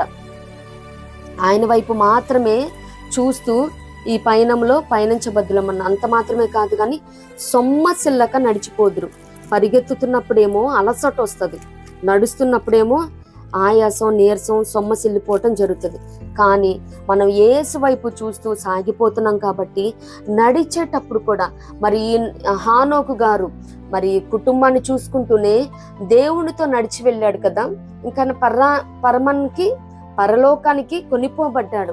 మరి ఆ రీతిగా కూడా మరి విశ్వాసను కర్త దాన్ని కొనసాగించబడిన యేసు వైపు చూచుచి పరుగు పందెంలో ఓపికతో పరిగెత్తడం మాత్రమే కాదు కానీ నిదానించి కూడా మరి ఆయన వైపు చూస్తూ నడువబద్ధులమే ఉన్నాము. మరి సాయంకాలం వేళ మరి ఆడమ్ ఈవ్ దగ్గరికి దేవుడు వచ్చి చక్కగా అంటే చెప్తూ ఉంటారు, బైబిల్లో ప్రతిదీ లిఖించబడలేదు. సాయం సంధ్య వేళ వాళ్ళు చక్కగా గార్డెన్ ఆఫ్ ఈడెన్లో ఏదైనా తోటలో చక్కగా నడుచుకుంటా వెళ్తూ ఉండేవాళ్ళంట. How pleasant it is. అసలు ఆలోచిస్తుంటేనే చాలా హ్యాపీ మూమెంట్గా అనిపిస్తుంది కదా. మరి ఆ రీతిగా మనం కూడా దేవునితో నడవమంటే ఫిజికల్గా ఆయన వచ్చేసి మనతో పద ఈవినింగ్ వాకింగ్కి వెళ్దాం ఈ మాదిరి కాదు. కానీ మరి ఆయనతో మరి ప్రార్థనలో ఉన్నప్పుడు కానీ దైవ ధ్యానంలో ఉన్నప్పుడు ఆయన presence we can experience easily. మరి ఆయనే వచ్చి మనకి బోధిస్తున్నట్టు, ఆయనే మనకి ఉపదేశం చేస్తున్నట్టు, ఆయనే మనకి సమస్తము చెప్తున్నట్టు, హీల్ అబైడ్ విత్ us. ఆయన మనతో నివసిస్తాడు. మరి నిత్యం ఆయనతో మనం వెళ్తున్నట్టు ఉంటుంది. ఈ విశ్వాసయానంలో మనం నడిచి వెళ్తున్నప్పుడు మరి స్నేహితులు ఏ రీతిగా చక్కగా పక్క పక్కన ఉండి నడిచి వెళ్తూ మరి స్నేహితులు ఇద్దరు మాట్లాడుకుంటూ వెళ్తున్నప్పుడు వాళ్ళకి అలసట అనిపించదు. అరే ఇంత దూరం వచ్చేసామా, ఇంతసేపు నడిచేసామా అనిపిస్తుంది. అదే ఒంటరిగా వెళ్తున్నప్పుడు అలసట కంపల్సరీ అనిపిస్తుంది. మరి ఈనాటి పరిస్థితిలో కుటుంబాన్ని కానీ బిడ్డల విషయంలో పేరెంటింగ్ సింగిల్ పేరెంట్గా చేస్తూ ఉన్నారా, లేదు పరిచర్యలో సింగిల్గానే రన్ చేస్తూ ఉన్నారా? ఏ సయ్యతో నడవటం ప్రారంభిస్తే అలసటనే ఉండదండి. నిజం. You can experience his presence. అయ్యా నేను ఒక్కదాన్ని చేయలేకపోతున్నానయ్యా, నేను ఒక్కడిని ఈ భారాన్ని మోయలేకపోతున్నానయ్యా. మరి మోషే గారు కూడా నేను ఒక్కడిని మోయలేనన్నప్పుడు మరి ఆత్మ కలిగిన వారిని 70 మెంబర్స్ని అరేంజ్ చేయమన్నారు కదా. మరి ఏలియా కూడా ఇంకా నా వల్ల కాదు, ఇంత మట్టుకు చాలన్నప్పుడు మరి ఎలీషా గారిని అభిషేకించబడటం కూడా చూస్తూ ఉన్నాము. మరి మనం ఎప్పుడైతే ఆయన శక్తిని ఆశ్రయిస్తామో, ఆయన బలాన్ని ఆశ్రయిస్తామో, ఆయన మనకి జంటగా ఉండి నడిపించే దేవుడు అన్నాడు. దేవుడికి స్తోత్రం. ఇప్పుడు చిన్న బిడ్డలు 10 months తర్వాత దిల్ ట్రై టు వాక్. వాళ్ళు నడవటానికి మరి ప్రారంభిస్తూ ఉంటారు. ప్రయత్నం లేకుండానే, మనం ఎటువంటి సపోర్ట్ ఇవ్వకుండానే ప్రతి మైల్ స్టోన్ ని రీచ్ అయ్యే క్రమంలో మరి కొంతమంది అయితే ఓవర్ యాక్టివ్గా, మరి హైపర్ యాక్టివ్గా ఉన్న వాళ్ళు 9th మంత్ నుంచి ఎండింగ్ నుంచే నడవటానికి పట్టుకొని ట్రై చేస్తూ ఉంటారు. ఆ టైంలో కంపల్సరీ మరి వాకర్స్ అని ఇవ్వటం, లేదు తండ్రి బిడ్డ చేపట్టుకొని ఏ మాదిరి నడిపిస్తూ ఉంటారో, ఆ సపోర్ట్ అనేది ఇస్తారో, మరి మనం కూడా ఆ రీతిగా ఒంటరిగా చిన్న బిడ్డలలా నడుస్తూ ఉన్నప్పుడు పేరెంట్స్ చూసి వాడే పడతాడు, వాడే లేస్తాడని ఏ తల్లి అనుకోదు. అంటే ఇవ్వాల్సిన టైంలో, పడిపోతున్న సమయంలో చెయ్యి పట్టుకొని బిడ్డను ఏ రీతిగా ఆదరిస్తుందో, సపోర్ట్ చేస్తుందో, యేసయ్య కూడా ఎప్పుడు విడిచిపెట్టే దేవుడు కాదండి. ఒంటరిగా విడిచిపెట్టే దేవుడు కాదు. నేను వాస్తవంగా చెప్పాలంటే ఒంటరిగా ఉన్నప్పుడే ఆయన ప్రెజెన్స్ ని మనం ఎక్స్పీరియన్స్ అవుతాం, ఆయన సన్నిధిని అనుభవిస్తాం, ఆయన సన్నిధిలో ఆనందించడానికి ఉంటది. నిజంగా అంతమందిలో ఉన్నప్పుడు మనం దేవుని గురించి కూడా ఆలోచనలు ఉండవు. ఇప్పుడు బిడ్డలు ఉన్నారు, వాడికి లంచ్ తయారు చేయాలి, మరి ప్రిపేర్ చేసేయాలి, డిన్నర్ ప్రిపేర్ చేయాలి, ఈ రీతిగా అంటూ ఉంటాము. ఏకాంతంగా ఉన్నప్పుడు ఆయన గురించి ధ్యాస ఉంటుంది, ఆయన గురించి ఆలోచనలు ఉంటాయి. ప్రార్థన చేయాలి, వాక్యం ధ్యానించాలి. మరి దేవుడు ఈ దినాన నాతో ఏం మాట్లాడినై ఉన్నాడు, ఏ మాట ద్వారా నన్ను ఈ దినమంతా నడిపించినై ఉన్నాడో, లేదు ఈ సంవత్సరం అంతా మరి ప్రామిస్ తీస్తారు కదా 31st నైట్ ఎవ్రీ ఇయర్. కొన్ని చర్చెస్లో ఉంటాయి, కొన్ని చర్చెస్లో మరి సేవకుడే వాగ్దానాన్ని ఎత్తిపట్టి మరి న్యూ ఇయర్ మెసేజ్గా ఇస్తారు. అంటే that depends on the church activities, ఏ చర్చ్లో ఏ క్రమం ఉంటుందో దాని ప్రకారం. చాలా మంది అయితే వాగ్దానాలను తీస్తారు, ఆ సంవత్సరం అంతా అది క్లెయిమ్ చేస్తూ ఉంటారు. చాలా మంది అయితే ఆ వాగ్దానాన్ని పొందుకున్న కొద్ది రోజుల్లోనే కూడా పొందుకునే అనుభవంలో ఉంటారు. ఆ సంవత్సరం అంతా అయ్యా నాకు ఈ మాటనిచ్చావయ్యా అని ఏ రీతిగా ఎత్తిపడతారో, ఆ రీతిగానే ప్రతిదీ కూడా మనము ఆయనతో పాటు నడవబద్ధులమై ఉన్నాము. మనం ఏ మాత్రం ఒంటరి వారం కాదు, ఆయన విడిచిపెట్టే దేవుడు కాదు, మరిచిపెట్టే దేవుడు కాదు. మరి కొంత దూరం నడిపించి ఇంకా నడవటం వచ్చేసింది కదా వెళ్ళు అని విడిచిపెట్టే దేవుడు కూడా కాదు. ఎందుకంటే వృద్ధాప్యంలో కూడా చంకనెత్తుకొని వాడను నేనే అన్నాడు. మరి మనం పిండంగా ఉన్నప్పుడే ఆయన కన్నులు మనల్ని చూచినాయి. అప్పటి మొదలుకొని మరి మనం ప్రభు ముఖాన్ని చూచే వరకు ఆయన మనతోనే ఉన్నాడు. మనం ఎప్పుడు ఒంటరి వారం కాదండి. నిజముగా ఒంటరిగా ఉన్నప్పుడు ఆయన సన్నిధిని మనం అనుభవించడానికి ఉంటుంది. ఆయన మనతో వచ్చి అసలు స్వయంగా ఆయన మనతో మాట్లాడుతున్నట్టు ఉంటుంది. సింగిల్గా ఉన్నప్పుడు, ఫ్రీ టైంలో, అసలు చాలా పీస్ఫుల్గా ఉన్నప్పుడు, బైబిల్ ఓపెన్ చేసి మాట్లాడుతున్నప్పుడు ఎప్పుడూ లేని ప్రత్యక్షతలు వస్తాయి. అవి మనం చిన్నప్పటి నుంచి చదువుకున్న మాటలే, చిన్నప్పటి నుంచి మనం బైహార్ట్ చేసినవే, కంఠస్థ పెట్టిన వాక్యలే. బట్ ఇన్ అనదర్ వే చాలా వ్యత్యాసమైన రీతిలో, వింతైన ధోరణిలో, అద్భుతమైన రీతిగా, ఆశ్చర్యకరమైన రీతిగా చాలా కొత్త అనుభవాలను, మరి ప్రత్యక్షతలను దేవుడిచ్చే దేవుడే ఉన్నాడు. ఒంటరిగా ఉంటే మరి సంతోషించి ఆనందించి ఆయన సన్నిధిని అనుభవించడానికి మరి ఇది కూడా మనం ప్రాక్టీస్ చేయబద్దులమే ఉన్నాం. అంత మాత్రమే కాదు కానీ మరి 4th వన్ చూసినట్లయితే మొరను ఆలకించును, హీ హియర్స్ యువర్ క్రై. కీర్తన 41. యెహోవా కొరకు సహనముతో కనిపెట్టుకుంటుని, ఆయన నాకు చెవియొగ్గి నా మొరను ఆలకించును. దేవునికి స్తోత్రం.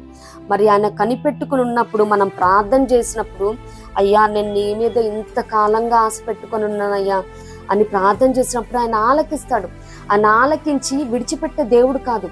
మరి ఇహలోకమైన పేరెంట్స్ అయినా మమ్మీ డాడీ అని పిలిస్తే వాళ్ళ పనిలో ఉండి, వాళ్ళ బిజీలో ఉండి, ఫోన్లు చూసుకుంటూ, ల్యాప్టాప్లు చూస్తూ, కుకింగ్ చేస్తూ, మరి పనులు చేస్తూ బిజీగా ఉండి విననట్టుగా, పట్టనట్టుగా ఏమైనా ఉంటారేమో. కానీ ఆయన ఆలకిస్తే, నిత్యముగా ఆలకించాడంటే ఆయన సన్నిధి దాకా ఆ మొర వెళ్ళింది. మరి మనం నిర్గమాకాండంలో చూడగలుగుతాం కదా. నిర్గమాకాండంలో మరి 2 చివరిలో మనం చూస్తామన్నమాట. ఇశ్రాయేలులు తాము చేయుచున్న వెట్టి పనులు పెట్టిన నిట్టూపులు విడుచుచు మొర్ర పెట్టుచుండగా, తమ వెట్టి పనులను పెట్టి వారు పెట్టిన మొర్ర దేవుని యొద్దకు చేరెను. కాగా దేవుడు వారి మూలుగును విని అబ్రహాము, ఇస్సాకు, యాకోబులతో తాను చేసిన నిబంధనను జ్ఞాపకము చేసుకొనెను. మరి దేవుడు ఇశ్రాయేలులను చూచెను, దేవుడు వారి యందు లక్ష్యముంచెను. మరి ఆలకించిన తర్వాత విడిచిపెట్టాడా? మరి జ్ఞాపకం చేసుకున్నాడు. ఏవేవైతే ఇచ్చాడో మరి మనం నిరీక్షణాధారంగా చూసినప్పుడు కూడా నువ్వు నీ సేవకునికి ఇచ్చిన మాటను జ్ఞాపకం చేసుకోమని అంటా ఉన్నాడు కీర్తనకారుడు. ఆ రీతిగానే మరి మన మనవి ఆలకించడం మాత్రమే కాదు, కానీ ఆయన ఏ మాటనైతే ఇచ్చాడో నా జీవితంలో మరి నేను ఇది చేస్తాను నిత్యముగా, ఇదే యెహోవా వాక్కు, ఆయన ఏ మాటనిచ్చాడో ఆయన నిత్యంగా అది నిశ్చయించే దేవుడై ఉన్నాడు. మరి సహనంతో ఆయన కొరకే కనిపెట్టుకుని ఉన్నాం కాబట్టి ఆయన ఏ మాత్రం కూడా విడిచిపెట్టే దేవుడు కాదు.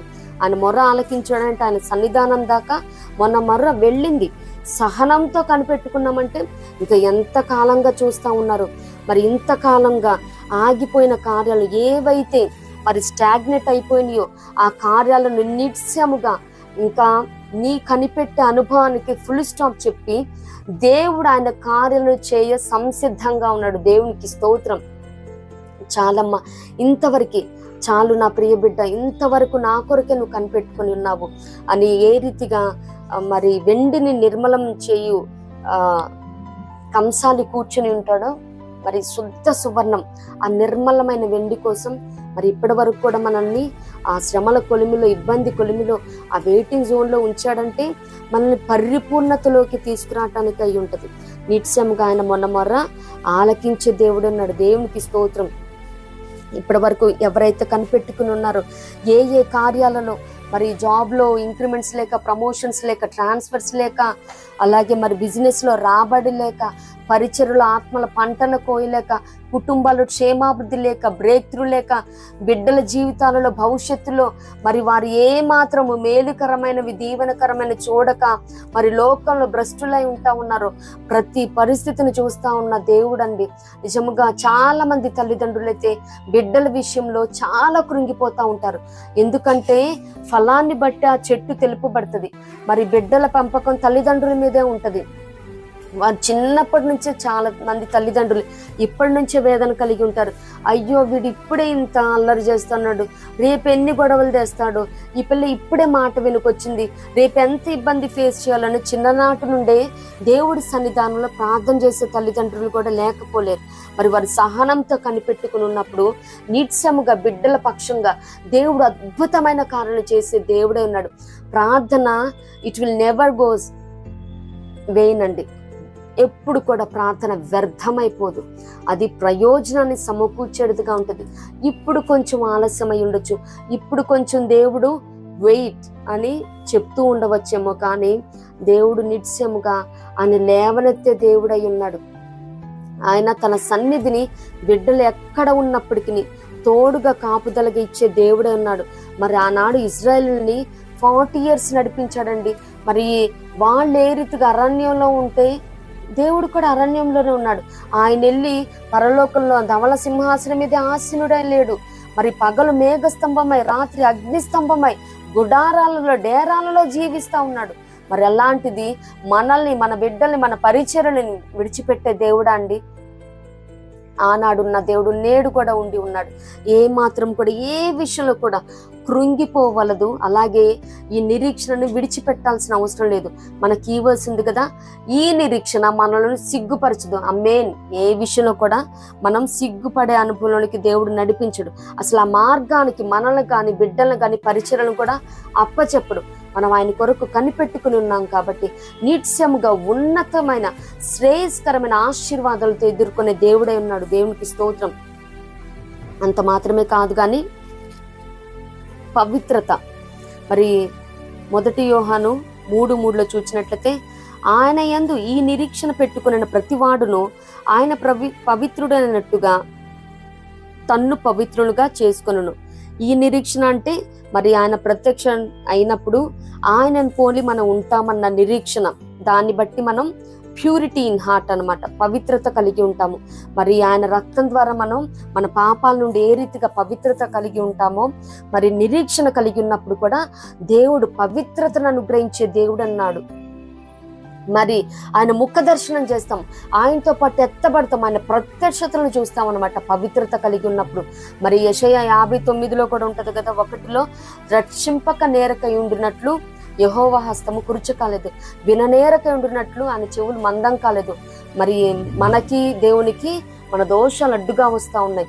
మరి పవిత్రత కలిగి ఉన్నప్పుడు ఇటువంటి దోషాలు ఇవన్నీ గిల్గాలు వల్ల దొర్లించి వేయబడతాయి. కాబట్టి పవిత్రత అన్నది మనం ఆయన ప్రత్యక్షతను చూడటానికి, రాకడలు ఎత్తబట్టడానికి పవిత్రత. మరి దేవుడు ఏ రీతిగా పరిశుద్ధుడే ఉన్నాడో మనం కూడా ఆ రీతిగా ఉన్నప్పుడు పరలోక రాజ్య అనుభవంలో మనం ఉంటాం అన్నమాట. అంత మాత్రమే కాదు కానీ మరి 2 మేలు, జకరియా 9:12 2-fold బ్లెస్సింగ్స్. బంధకములలో పడియుండియు నిరీక్షణ గలవారలారా మీ కోటను మరలా ప్రవేశించుడి, 2 మీకు మేలు చేసేదనని నేడు నేను మీకు తెలియజేయుచున్నాను. దేవునికి స్తోత్రం. మరి ఇప్పటి వరకు ఏ బంధకాలతో ఉన్నారో, మరి బలహీనతలనే బంధకాలు, దుర్వ్యసనాలనే బంధకాలు, పాపశాపలనే బంధకాలు, పితరుల అవిధేయతలు బంధకాలుగా బంధిస్తూ ఉంటాయి. ఆ క్షేమాన్ని ముందున్న వాటిని మనం మరి మార్గం చేరనీయకుండా బంధించి ఉంటాయి అన్నమాట. ఏవైతే కష్టాలు, నష్టాలు, శోధనలు, శ్రమలు, ఏ బంధకాలైతే అంధకారం అనే పాపం అనే బంధకాలతో ఉన్నామో, మరి మన ముందున్న ఫలాలను, జయాలను, మరి ఏవైతే దేవుడు సిద్ధపాటు చేసి ఉన్నాడో వాటిని మనం చూడనీయకుండా, చేరనీయకుండా ఏ బంధకాలైతే బంధించి ఉన్నాయో మరి నిరీక్షణ కలిగి ఉంటే మరలా దేవుడు చెప్తా ఉన్నాడు, మరలా మీ కోటను ప్రవేశించుడి. ఏ కోట, ఏ ప్రాంతంలో, ఏ జాబ్లో, ఏ బిజినెస్లో, ఏ సంఘంలో, ఏ ఉద్యోగంలో, ఏ కుటుంబంలో తృణీకరించబడ్డావో, వెలివేయబడ్డావో నిత్యముగా మరలా నేడు వారి కన్నుల ముందు నిన్ను గొప్ప చేయ మొదలు పెట్టదని యెహోషువ గారితో చెప్పిన రీతిగా మరి దేవుడు నిత్యముగా మరలా ప్రవేశించినప్పుడు నిత్యముగా ఆనర్ చేసే దేవుడై ఉన్నాడు, ఎగ్జాల్ట్ చేసే దేవుడై ఉన్నాడు. 2 పాళ్ళుగా మేలులు, దీవెనలు, ఆశీర్వాదకరమైన శుభ సూచకమైన కార్యాలు చేసే దేవుడే ఉన్నాడు నిత్యముగా. దేవునికి స్తోత్రం. ఎక్కడ పడేసుకున్నామో అక్కడే వెతకాలి నిత్యముగా. మరి ఎక్కడెక్కడైతే స్టాప్ అయిపోయినాయో కార్యాలు, స్టాగ్నేట్ అయిపోయినాయో, దుష్టుడు మన సంతోషాన్ని, సమృద్ధిని, సమాధానాన్ని, సంతోషాన్ని మరి దొంగిలించి ఉన్నాడో, కుటుంబాల్లో ప్రేమను లేకుండా, సంఘాలలో ప్రేమ లేకుండా, మరి అనేకులలో ప్రేమ చల్లారుతుందని దుర్దినాలలో మరి ఆ రీతిగా దుష్టుడు బంధించినాడు. వాటన్నిటి నుండి దేవుడు 2 పాళ్ళుగా సమకూర్చుని ఉన్నాడు. ఏ బంధాలను, సంబంధాలను వాడు బంధించి ఉన్నాడు. రక్త సంబంధాల మధ్య, సంఘాలలో మరి సేవకుడికి, విశ్వాసులకి మధ్య బంధించి ఉన్నాడు. నిత్యముగా అగాధాన్ని క్రియేట్ చేసి ఉన్నాడు. మరలా ప్రవేశించినప్పుడు దేవుడు వాగ్దానం చేస్తా ఉన్నాడు, 2 పాళ్ళుగా నిత్యముగా దేవుడు మేలు చేస్తానని. మరి ఆనాడు దుర్వ్యసనాల బంధకాలతో తప్పిపోయిన కుమారుడు లూకా 15లో మరి తన వాటా తీసుకొని వెళ్ళిపోయినప్పుడు మరి ఆ బంధకం నుంచి తెంచుకొని మరి నేను నా తండ్రి దగ్గరికి వెళ్ళి క్షమాపణ అడుగుతాను, పనివాళ్ళలో ఒక్కడిగా ఉంటానని ఆ బంధకాలను పరిత్యజించి వచ్చాడో మరి తండ్రి ఏ రీతిగా క్షమించి, ప్రేమించి మరలా తనకి రావలసిన మరి ఆ హక్కును, హోదాని ఇచ్చిన్నాడు, రాజరికాన్ని ఇచ్చిన్నాడు. దేవుడు కూడా ఆ రీతిగా మరి ఇప్పటి వరకు దేవునికి దూరం అయిపోయాము. అనేకమంది దుర్వ్యసనాలు రావాలనుకున్నా రాలేక, ఏవో దుర్వ్యసనాలు అంటే తాగుడు, స్మోకింగ్ ఇవి మాత్రమే కాదు, కానీ మరి చెయ్యాలనుకుంటాం, మేలైనది చేయనిరికి అలాగూ చేయకపోవటం కూడా పాపమే. మరి ఇంత సమయం న్యూ రెజల్యూషన్స్ లో మరి 31st నైట్ తీసుకుంటారు. ఇంకా వచ్చే సంవత్సరం నుంచి యేసయ్య ఉపవాసం ఉంటా 3 రోజులు, మరి ముమ్మారు ప్రార్థిస్తాను, ఇంకా దానియేలు గారు, దావీదు గారు లాగా ఇంకా స్తుతిస్తాను, వాక్యం చదువుతాను, ఇన్ని అధ్యాయాలు చదివేస్తానని చెప్తాము. పట్టుమని 10 రోజులు కూడా మనం చేయలేము. దుష్టుడు బంధించేస్తాడు. అది ఏదైతే మరి మనం రక్షింపబడిన దినంలో దేవునికి ఏవేవైతే మొక్కుబడి చేసుకుంటాం, దేవునికి మాట ఇచ్చి ఉంటామో దుష్టుడు వాటన్నిటిని బంధించి ఉంటాడు. మరి ఎక్కడెక్కడ ఏ మాట మనుషులతో మాత్రమే కాదు కానీ దేవుడితో ఏ ఒడంబడికలు చేసుకున్నామో మరి అవన్నీ రీకలెక్ట్ చేసి దేవునితో మరలా సంబంధం కలిగి మరలా ఆయన సన్నిధానానికి, ఆయన కోట, ఆయన సన్నిధికి సమీపించినప్పుడు మరి all the time it made not possible to visit church. అంటే రోజు చర్చ్లోకి వెళ్ళాలని కాదు, మనం ఎక్కడుంటే అక్కడ ఆయన సన్నిధిని మరి సిద్ధపాటు చేసుకోవాలన్నమాట. లేదు, ఒక్క గదే ఉంది, ఒక స్టిపులేటెడ్ టైం లైన్, అలాగే స్టిపులేటెడ్ ప్లేస్ని ఒక దాసరాలు చెప్పగా విన్నాను. వాళ్ళ విశ్వాసి హౌస్ అంటే చాలా చిన్నదంట, ఒకటే గదంట. ఆ గదిలో ఒక అడ్డు తెరలాగా ఉందంట. ఆ ఉన్న చిన్న గదిలోనే తెరలాగా ఉందంట. అదేంటమ్మంటే అదమ్మా అక్కడికి వెళ్ళి ప్రార్థన చేసుకుంటామమ్మా మేము అన్నారంట. ఈ దాసురాలు అన్నారంట, చాలా ముచ్చటేసి, నిజమే ఇన్ని పెద్ద పెద్ద ఇళ్ళుంటాయి, ప్రార్థనకంటూ ఒక చిన్న స్థలాన్ని కూడా మనం కేటాయించలేకపోతా ఉన్నామే. నిజముగా అమ్మా, నీ బిడ్డల్ని దేవుడు నిత్యముగా ఆశీర్వదించి నీకు డూప్లెస్ హౌసే ఇస్తారన్నారంట. నిజముగా నేడు బిడ్డల్ని దేవుడు ఆశీర్వదించి అంత మహా భాగ్యనగరంలో 2 అంతస్తుల మేడనిచ్చాడంట. దేవునికి స్తోత్రం, హల్లెలూయా. మరి మనం ఏదైతే ప్రతిదీ కూడా ఆయన విషయంలో నిష్ఠ ప్రతిష్ట కలిగి త్యాగం, తీర్మానం, సమర్పణతో ఉంటాము, దైవ కార్యాలను ఆ విషయాలలో నిజముగా దేవుడు చూసి ఊరుకుండే దేవుడు కాదండి. నిజముగా ఈ లోకమందున్న తల్లిదండ్రులే నా బిడ్డ చాలా కష్టపడిపోతా ఉన్నాడని, మరి నా యజమాని కష్టపడిపోతా ఉన్నాడని రాగానే ఏ రీతిగా అన్ని సమస్తము సమకూరుస్తారో ఇంట్లో ఉన్న వాళ్ళు, మరి అట్టి రీతిగానే ఆయన కొరకు మరి పరిచర్య మాత్రమే కాదు కానీ ఆయన నమ్మికత ఇచ్చిన కుటుంబమేమి, బిడ్డలేమి, ఇది కూడా దేవుడు లెక్క అప్పచెప్పాల్సి ఉంది. మనం ఏమాత్రం సేవాని విడిచిపెట్టి వెళ్ళటం కాదు. హానోక్ గారు ఉన్నారు, కుటుంబంలో బిడ్డల్ని కంటూనే, కుటుంబాన్ని చూసుకుంటూనే దేవునితో నడిచాడు. ప్రతిదీ కూడా work life and personal life we must balance. త్రాసు ఏ రీతిగా ఉంటుందో అన్ని బ్యాలెన్స్ చేయాలి, అందరికి ఇంపార్టెన్స్ ఇవ్వాలి. మరి నేను సేవాన్ని వైరాగ్యంతో వెళ్ళిపోవటం మాత్రమే కాదు కానీ కుటుంబాన్ని, నిన్ను ప్రేమించి ఇచ్చిన బిడ్డలు కూడా వారి నీడ్స్ మొత్తం ఫుల్ఫిల్ చేయాల్సిన బాధ్యత ఉన్నది. మరి వైరాగ్యం ఉండాలి, లావిష్ గా బతికేమని కాదు కానీ ఎంత మాత్రము కంఫర్ట్స్ ఉండాలో అంత మాత్రం. ఇప్పుడు చాలా పెద్ద పెద్ద ప్రాంతాలు వెళ్ళాల్సి ఉంటుంది, లేదు నేను తగ్గింపు, నేను నడిచి వెళ్తాను, ఆటోలో వెళ్తాను, ఇవన్నీ కుదిరే రోజులు కాదు. ఏ రీతిగా ఎక్కడికి ఏ రీతిగా ట్రాన్స్పోర్టేషన్ ఉందో వాటిని వినియోగించుకుంటూ యేసయ్యతో పాటు నడుస్తూ, యేసయ్యను చూస్తూ నడుస్తూ ఈ విశ్వాసయానంలో వెళ్ళాలి. అలాగే నిరీక్షణ గలవారిలా మీ కోటను ప్రవేశించుడి అంటే, మరి ఎక్కడెక్కడైతే ఏ కోటలో నుంచి గెంటివేయబడ్డామో, ఏ కోటలో స్టాప్ చేయబడ్డామో, ఆ ఉద్యోగ స్థలంలో కానీ, సంఘంలో, కుటుంబంలో ఏమి, మరి తృణీకారాలు, తిరస్కరణలు, దూషణలు, హింసించటం, మాటలచే వేధించటం, మరి దూషించబడటం, ద్వేషింపబడటం, శపించబడటం, మరలా దేవుడు చెప్తా ఉన్నాడు, ఆయన సన్నిధిని ఒక కోటగా చేసి ప్రవేశించినప్పుడు ఆయన సన్నిధానంలో మోకరిల్లి, అయ్యా నీవే దిక్కు, ఆకాశమందు నా కన్నులెత్తుచు, నాకు నీవు తప్ప ఆకాశమందు నా కన్నులెత్తుచున్నాను, నాకెవ్వరు దిక్కు లేరయ్యా, ఆకాశమందు నీవు తప్ప నాకెవ్వరూ లేరు ప్రభా, నీవే దిక్కు. మరి ఆనాడు హిజ్కియా, ఆసా, యోషాపాత్ వీరందరూ ఏ రీతిగా ప్రార్థించారు, రాజులు సైతం నువ్వే దిక్కయ్యా, మాకు దిక్కు తోచదయ్యా అని ఏ రీతిగా ప్రార్థించారు.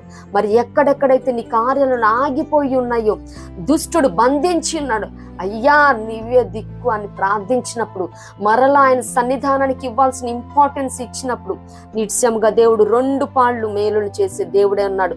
మన నోటి నిండా నవ్వు నుంచే దేవుడే అన్నాడు. దేవునికి స్తోత్రం, హల్లెలూయా. ఈ దీవెనలు మనతో పాటు మన తరాలు, వచ్చు తరాలు కూడా మరి మనం ఆశీర్వదింపబట్టం కాదు కానీ మనం దేవునికి ఇచ్చిన సమయాన్ని బట్టి, సంపదను బట్టి, సమృద్ధిని బట్టి అని మనం ప్రతిదీ ఏదేదైతే ఇస్తూ ఉన్నామో దేవుడు చూస్తూ ఉన్నాడు. మరి ఇహలోకమందు ఉన్నవరే 1000 తీసుకుంటే 1000 ఇచ్చేస్తారు కదా, అప్పుగా తీసుకుంటే వడ్డీ తీసుకునే వాళ్ళు కూడా ఉంటారు, అది కూడా తీసివ్వాలి. కానీ దేవుడు మరి ఆయనకి ఇస్తున్నామంటే నిత్యముగా ఆయన ఇన్ రిటర్న్ ఆయన ఇష్టం 1000 ఫోల్డ్ ఇవ్వచ్చు, 100 ఫోల్డ్ ఇవ్వచ్చు, డబల్ ఫోల్డ్ ఇవ్వచ్చు. ఆ రీతిగా ఎవరి శక్తిని బట్టి, సామర్థ్యాన్ని బట్టి, వారి మనస్సును బట్టి దేవుడు కార్యాలు చేసే దేవుడు అన్నాడు. దేవునికి స్తోత్రం. మరి కొంతమంది చాలా కటువుగా ఉంటారు మనుషులు చూడటానికి, కానీ దేవునితో వారికి ఉన్న సంబంధం మనకు తెలియదు కదా. అంటే వారు ఆ రీతిగా ఉంటాం బై నేచర్. అంటే దేవునితో సమాధానం, సహవాసం కలిగి ఉన్నప్పుడు నిజమే ఆయన వెలుగులో మన రహస్య పాపాలు తెలిసిపోతాయి అన్నట్టు, ఆయనతో సహవాసం చేసినప్పుడు మరి 6 నెలలు వీళ్ళతో సహవాసం చేస్తే వాళ్ళు వీళ్ళయ్యారన్నట్టు ఆయన సుగుణాలు వచ్చేస్తాయి. బట్ స్టిల్ కొన్ని ఉంటాయి, కోపపడటం కానీ, గబాల్ని ఆవేశంగా అరిచేయటం కానీ, ఇవి కూడా క్రమబద్ధీకరించాలి. మరి ఇవన్నీ కూడా సరి చేసుకుంటూ ఉండాలి. ఆ కక్కులు ఏవైతే ఉన్నాయో మొత్తం షేప్ చేయబడాలి, స్ట్రైటన్ చేయబడాలి, మరి స్మూత్ చేయబడాలి, నునుపు చేయబడాలి. ఇవన్నీ చేసుకునే మరి ప్రాసెస్లోనే ఉన్నాము. బట్ ఏదేంటికి మనం ప్రభు పాదాల చెంత వెళ్తూ ఉన్నప్పుడు నిత్యముగా ఆయన 2 పాళ్ళ సంతోషాన్ని, మేలులను, ఆశీర్వాదాలను ఇచ్చే దేవుడే ఉన్నాడు. దేవునికి స్తోత్రం. మరి అంత మాత్రమే కాదు కానీ ఆత్మీయ లంగరు, యాంకర్ ఆఫ్ హోప్. మరి ఇది చూసినట్లయితే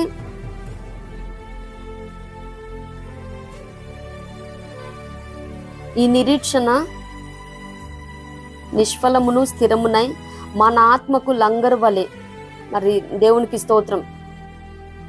ఇదేంటంటే యాక్చువల్లీ లంగరు అంటే తెలుసు కదండి, యాంకర్. మనం బోట్లో షిప్లో వెళ్తున్నప్పుడు యాంకర్ ఉంటుంది కదా.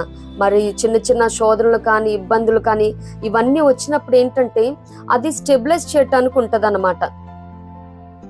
మరి ఏ రీతిగా స్టెబిలైజ్ చేస్తా అది స్టెబిలైజ్ చేస్తూ ఉంటుంది అనమాట. శ్రమలని, శోధనలని, తుఫాన్లు, గాలులు వచ్చినప్పుడు ఆ లంగరు, ఆత్మీయ లంగర్ అన్నది మనము అటు ఇటు పడిపోకుండా అది స్ట్రెయిటన్ గా ఉండటానికి లంగర్ అనేది పనిచేస్తుంది అనమాట. మరి ఇది హెబ్రీ 6:19 చూడగలుగుతాము ఈ వాక్య ధ్యానాంశాన్ని. మరి లంగర్ ఏ రీతిగా అయితే ఉన్నదో నిరీక్షణ అనేది కూడా, మరి యాంకర్ ఆఫ్ హోప్ అన్నది కూడా నిరీక్షణ కలిగి ఉన్నప్పుడు మరి మన పయనం కూడా అటు ఇటుగా, మరి ఈ శోధనలో గాలి వంటి మాటలు, మరి అగ్ని వంటి శోధనలు, మరి అంత మాత్రమే కాదు కానీ తుఫానులు చెలరేగినప్పుడు ఆ నీటి మీద అది అటు ఇటు కొట్టుకొని మునిగిపోకుండా, మరి విశ్వాసంలో ఆత్మీయతలో మనం క్షీణించిపోకుండా మరి ఇది నిలబెట్టేదయ్యి ఉండదు. దేవునికి స్తోత్రం. మనల్ని నడిపించేదయ్యింది. స్టెబిలైజ్ ఏ రీతిగా యాంకర్ చేస్తూ ఉంటుందో, ఆ లంగర్ చేస్తూ ఉంటుందో ఆ రీతిగానే నిరీక్షణ అనేది కూడా మనం ఏ పరిస్థితిలో లేదు దేవుడు నాకు ఈ మాట ఇచ్చాడు, నేను ఈ మాటను పట్టుకొని క్లెయిమ్ చేస్తాను. నిశ్చయంగా ఇంత దేవుడు నడిపించిన దేవుడు, ఇంతకాలము సహాయం చేసిన ఎబెనేజరు ఇక ముందు కూడా నాకు సహాయం చేస్తాడు. ఆయన మాట ఇచ్చాడు, నమ్మదగిన వాడు. మరి మనుషులైతే మర్చిపోతారేమో కానీ మరి అబద్ధం మాట్లాడడానికి ఆయన నరమాత్రుడు కాదు. ఈ రీతిగా ఒక లంగర్ వలె మరి ఆ మాటను పట్టుకొని ఆ నిరీక్షణ కలిగి ముందుకు కొనసాగించబడతాము. మరి ఎటువంటి గాలులు వచ్చినా కానీ ఈ విశ్వాసం అనే యానంలో తుఫానులు చెలరేగిన, మరి దేవుడు గద్దించినప్పుడు మిక్కలి నిమ్మళమైనప్పుడు అయినట్టు మరి లంగరు ఈ నిరీక్షణ సహాయముతో ప్రతిదీ కూడా మనం ఛేదించుకొని సేఫ్టీగా గమ్యాన్ని చేర్చగలుగుతాం అన్నమాట, చేరగలుగుతాము. ఇటువంటి నిరీక్షణ ప్రతి ఒక్కరికి అవసరమైనది. నిరీక్షణ లేకుండా, హోప్ లేకుండా ఏ కార్యాన్ని చేయలేమండి. ఇప్పుడు మనం ఒక ఎగ్జామ్ రాస్తున్నామంటే అది ప్రమోషన్ కోసమే ఉండొచ్చు, నెక్స్ట్ క్లాస్కి ప్రమోట్ అవ్వటానికి కావచ్చు, లేదు వేరే జాబ్కి అప్లై చేస్తున్నాం ఎంట్రన్స్ ఎగ్జామ్ ఉండొచ్చు, లేదు వేరే దేశానికి వెళ్ళటానికి ఇప్పుడు ఐల్స్ అన్ని డిఫరెంట్ కైండ్స్ ఆఫ్ ఎగ్జామ్స్ ఉంటాయి కదా, బీట్ ఆన్లైన్ ఆర్ ఆఫ్లైన్. ఇలాంటి రాస్తున్నామంటే మంచి ఉత్తీర్ణత రావాలని, అలాగే ఏ ఉద్దేశంతో మంచి పొజిషన్లో ఉండాలన్న ఉద్దేశంతోనే ఇంత శ్రమపడి ఎగ్జామ్ రాస్తాం. అట్లాంటిది వస్తే వచ్చింది, రాకపోతే లేదు, రాకపోతే ఇలా చేస్తానని సెకండరీ అన్న థాటే ఉండదు కదా. ఈ విశ్వాసయానంలో మన నిరీక్షణ ఏమై ఉన్నది? పరలోక రాజ్యం. మనం చూడకపోయినా నిరీక్షణ అన్నది అదే కదా. హెబ్రీ 11 విశ్వాసం అనేది నిరీక్షింపబడు వాటి యొక్క నిజ స్వరూపం. పరలోకం ఉంది, మేము చేరతాం.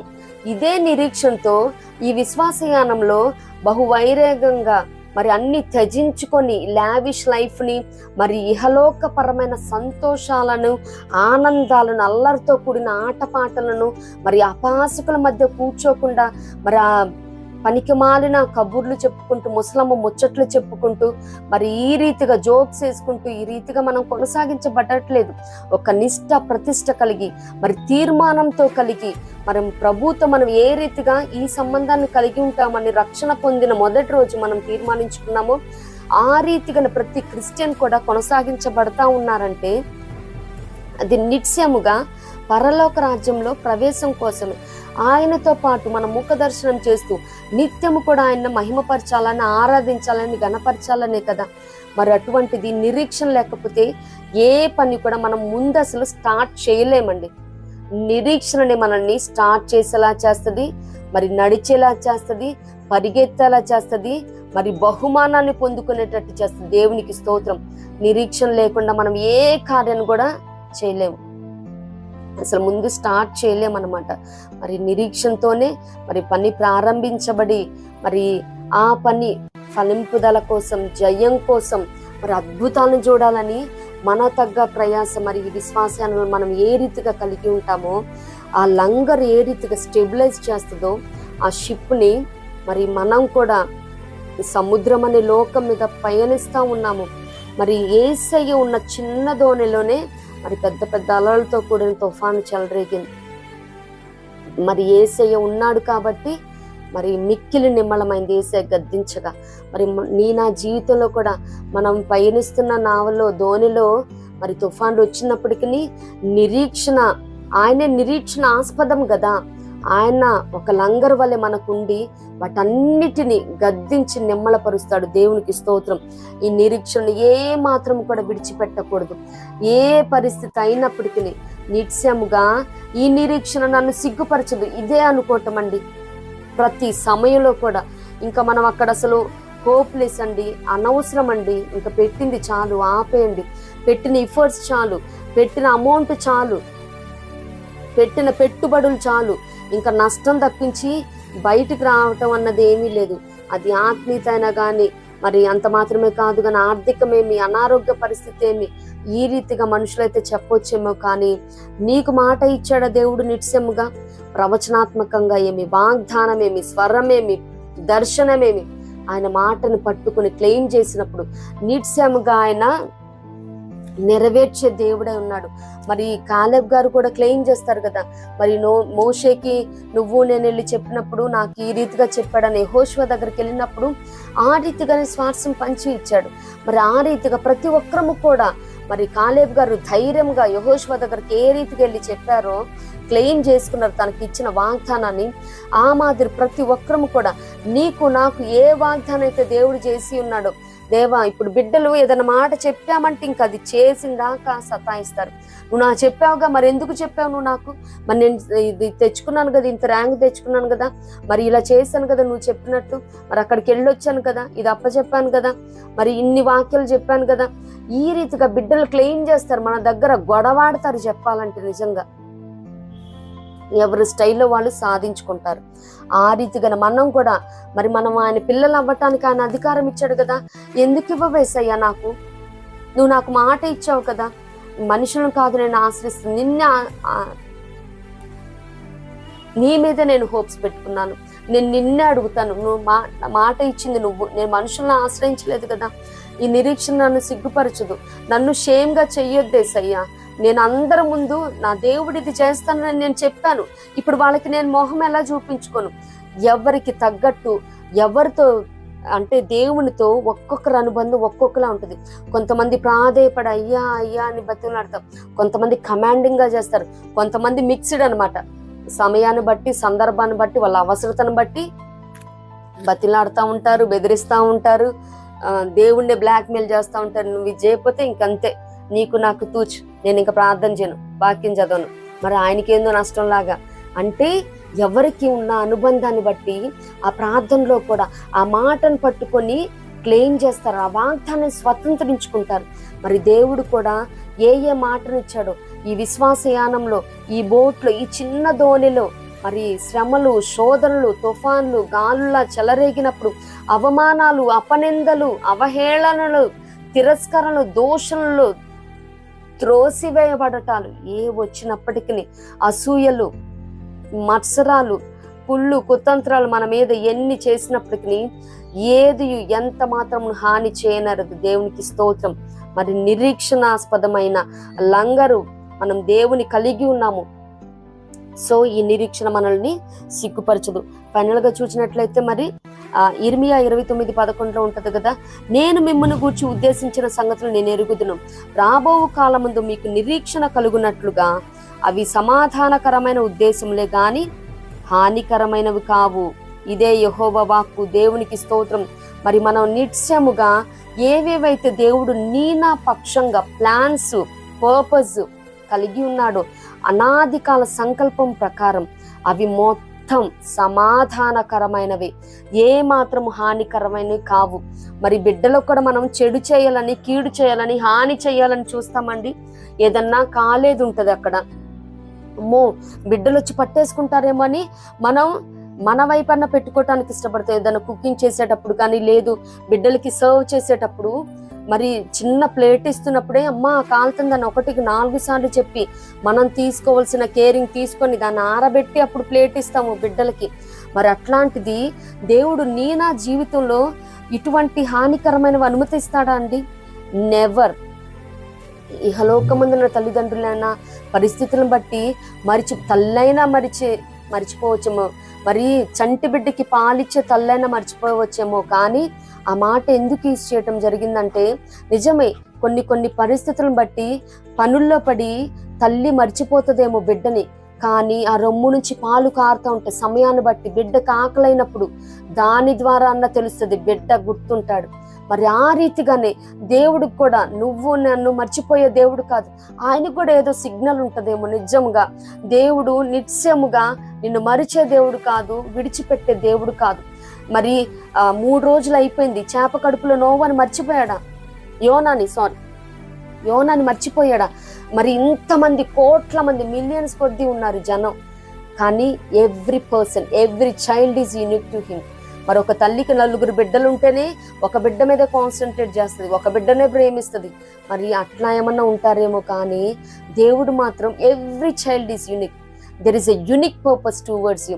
దేవునికి నీ పక్షంగా ఒక ప్రత్యేకమైన ఉద్దేశం ఉంది, ఒక మేలుకరమైన, దీవెనకరమైన, సమాధానకరమైన ఉద్దేశాలను దేవుడు కలిగి ఉన్నాడు. నిన్ను ఆ రీతిగా చేయాలని ఆశపడతా ఉన్నాడు. కానీ ఇప్పుడు నిన్ను ఆయన చిత్తానుసారంగా నడిపిస్తున్న మార్గము, త్రోవ, అది ముళ్ళ కంపలాగా, గచ్చ పొదలు, మరి రాళ్ళు, తుప్పలు ఉండొచ్చేమో, కానీ నీకు ఆ రీతిగా అనిపిస్తుందేమో. కానీ that's always a bed of roses. దేవుడు సమాధానకరమైన మార్గంలో మాత్రమే, దీవెనకరమైన మార్గంలో నడిపించే దేవుడై ఉన్నాడండి. మరి యోనాని మర్చిపోలేదు. 3 రోజులు అయిపోయింది, నేను యోనాకి చేశాను కదా, వెంటనే మళ్ళీ చేపకు ఆజ్ఞాపించాడు. అది వచ్చి మళ్ళా తీరం దగ్గర కక్కివేయటం జరిగింది. అలాగే ఈ 3 రోజులు మరి యోనా గారు కూడా ఎంతగా ప్రార్థించాడో. మరి నిన్ను ఎక్కడెక్కడ మరి ఆ చేప కడుపులో ఉన్నట్టు మరి ఎక్కడ స్టాగ్నేట్ అయిపోయాము, ఎక్కడ బంధించబడ్డామో, ఎక్కడ ఉన్నామో, మరి చేప ఏ రీతిగా కక్కివేసిందో, ఆ అంధకారంలో నుంచి బయటకు వచ్చిందో, మనం కూడా దేవుడు మరలా నిత్యముగా బయట పడవేయనున్నాడు. ఈ ఇబ్బందుల్లో నుంచి, అగ్ని శోధనలో నుంచి, నిత్యముగా ఇబ్బంది కొలిమిలో నుంచి దేవుడు మనల్ని బయటికి శుద్ధ సువర్ణంగా తీనై ఉన్నాడు. నిత్యముగా ఏదైతే యోనా గారు మరి అప్పటి వరకు తిరుగుబాటు చేసి వ్యతిరేకంగా ఉండి మరి ఎదురాడే మనసుతో అక్కడికి వెళ్ళను ఇక్కడికి వెళ్తానని మరి ఓన్గా ఏవేవైతే థాట్స్ కలిగి ఉన్నాడో, తన స్వకీయ ఆలోచనలు మొత్తము ఆ 3 రోజుల్లో చేప కడుపులో మొత్తం డిలీట్ చేసేసాడు దేవుడు. మరి ఆయన ఏదైతే ఏ సువార్తనైతే ప్రకటించాలనుకున్నారు నినివే కాపురస్తులకి, అవి మొత్తం ఇంపోజ్ చేసి ఉండొచ్చు, అవి మొత్తం దేవుడు చెప్పి ఉండొచ్చు, నిజముగా ప్రత్యక్షతలు అనుగ్రహించి ఉండొచ్చు. ప్రార్థన చేస్తూ ఉన్నాడు కదా, మరి ఆ చేప కడుపులోనే ఆయన అవిధేయతలు మొత్తము, మరి ఆ తిరుగుబాటు చేసే మనసు, అవివేకము, అవిధేయత కొట్టివేయబడింది. మరి తను ఏ రీతిగా సరిచేయబడ్డారో, మరి అక్కడ కూడా దేవుణ్ణి అయితే బ్లేమ్ చేయడం జరగలేదు. కానీ నేను అగాధంలో ఉన్నానయ్యా అని అక్కడ కూడా మొరపెడతా ఉన్నాడు. మరి ఇప్పుడున్న పరిస్థితిని బట్టి దేవుణ్ణి మనం బ్లేమ్ చేయటం కాదు, కానీ గొప్ప నిరీక్షణతో హీ నోస్ బెటర్. నా దేవుడికి తెలుసు మరి బిడ్డలకి మనం ఏమేమి సిద్ధపాటు చేస్తూ ఉన్నామో, మరి లంచ్కి కానీ, డిన్నర్ కానీ, బ్రేక్ఫాస్ట్ కానీ, లేదు వాళ్ళ బర్త్డేస్కి కానీ, లేదు వాళ్ళ స్కూల్స్కి, కాలేజెస్కి, ఇన్స్టిట్యూట్స్కి మనం ఏమేమి సిద్ధపాటు చేస్తున్నామో దే డూ నాట్ నో. వాళ్ళకి తెలియాల్సిన అవసరం కూడా లేదు. తల్లిదండ్రులుగా ద బెస్ట్ మనం ఇవ్వటానికి ట్రై చేస్తాం కాబట్టి, మరి అటువంటిది పరమ తండ్రి ఆయన మనకి ఇంకెంత బెస్ట్, మన బిడ్డలకి ఇంకెంత బెస్ట్ చేస్తారు కదా. So the finest blessings he preserved for us. శ్రేష్టమైనవి ప్రతి ఈవి కూడా దేవుడు మన కొరకు సిద్ధపాటు చేసిన దేవుడై ఉన్నాడు. దేవునికి స్తోత్రం. ఏ విషయంలో కూడా నిరీక్షణ కోల్పోవాల్సిన అవసరం లేదండి. నిత్యముగా నేను నమ్మిన వాని నేను ఎరుగుదును, మరి ఈ నిరీక్షణ నన్ను సిగ్గుపరచదు అని గొప్ప ధైర్యముతో, నిరీక్షణతో దేవుని కొరకు మనం కనిపెట్టుకుని ఉన్నప్పుడు ఆయన మన హృదయ వాంఛలను తీర్చే దేవుడే ఉన్నాడు.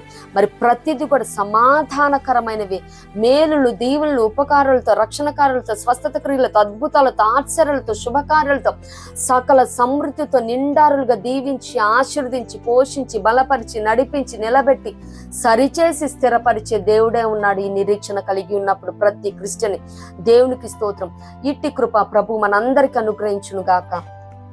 దేవుని కృప మనందరికి తోడేండును గాక. ఆమేన్.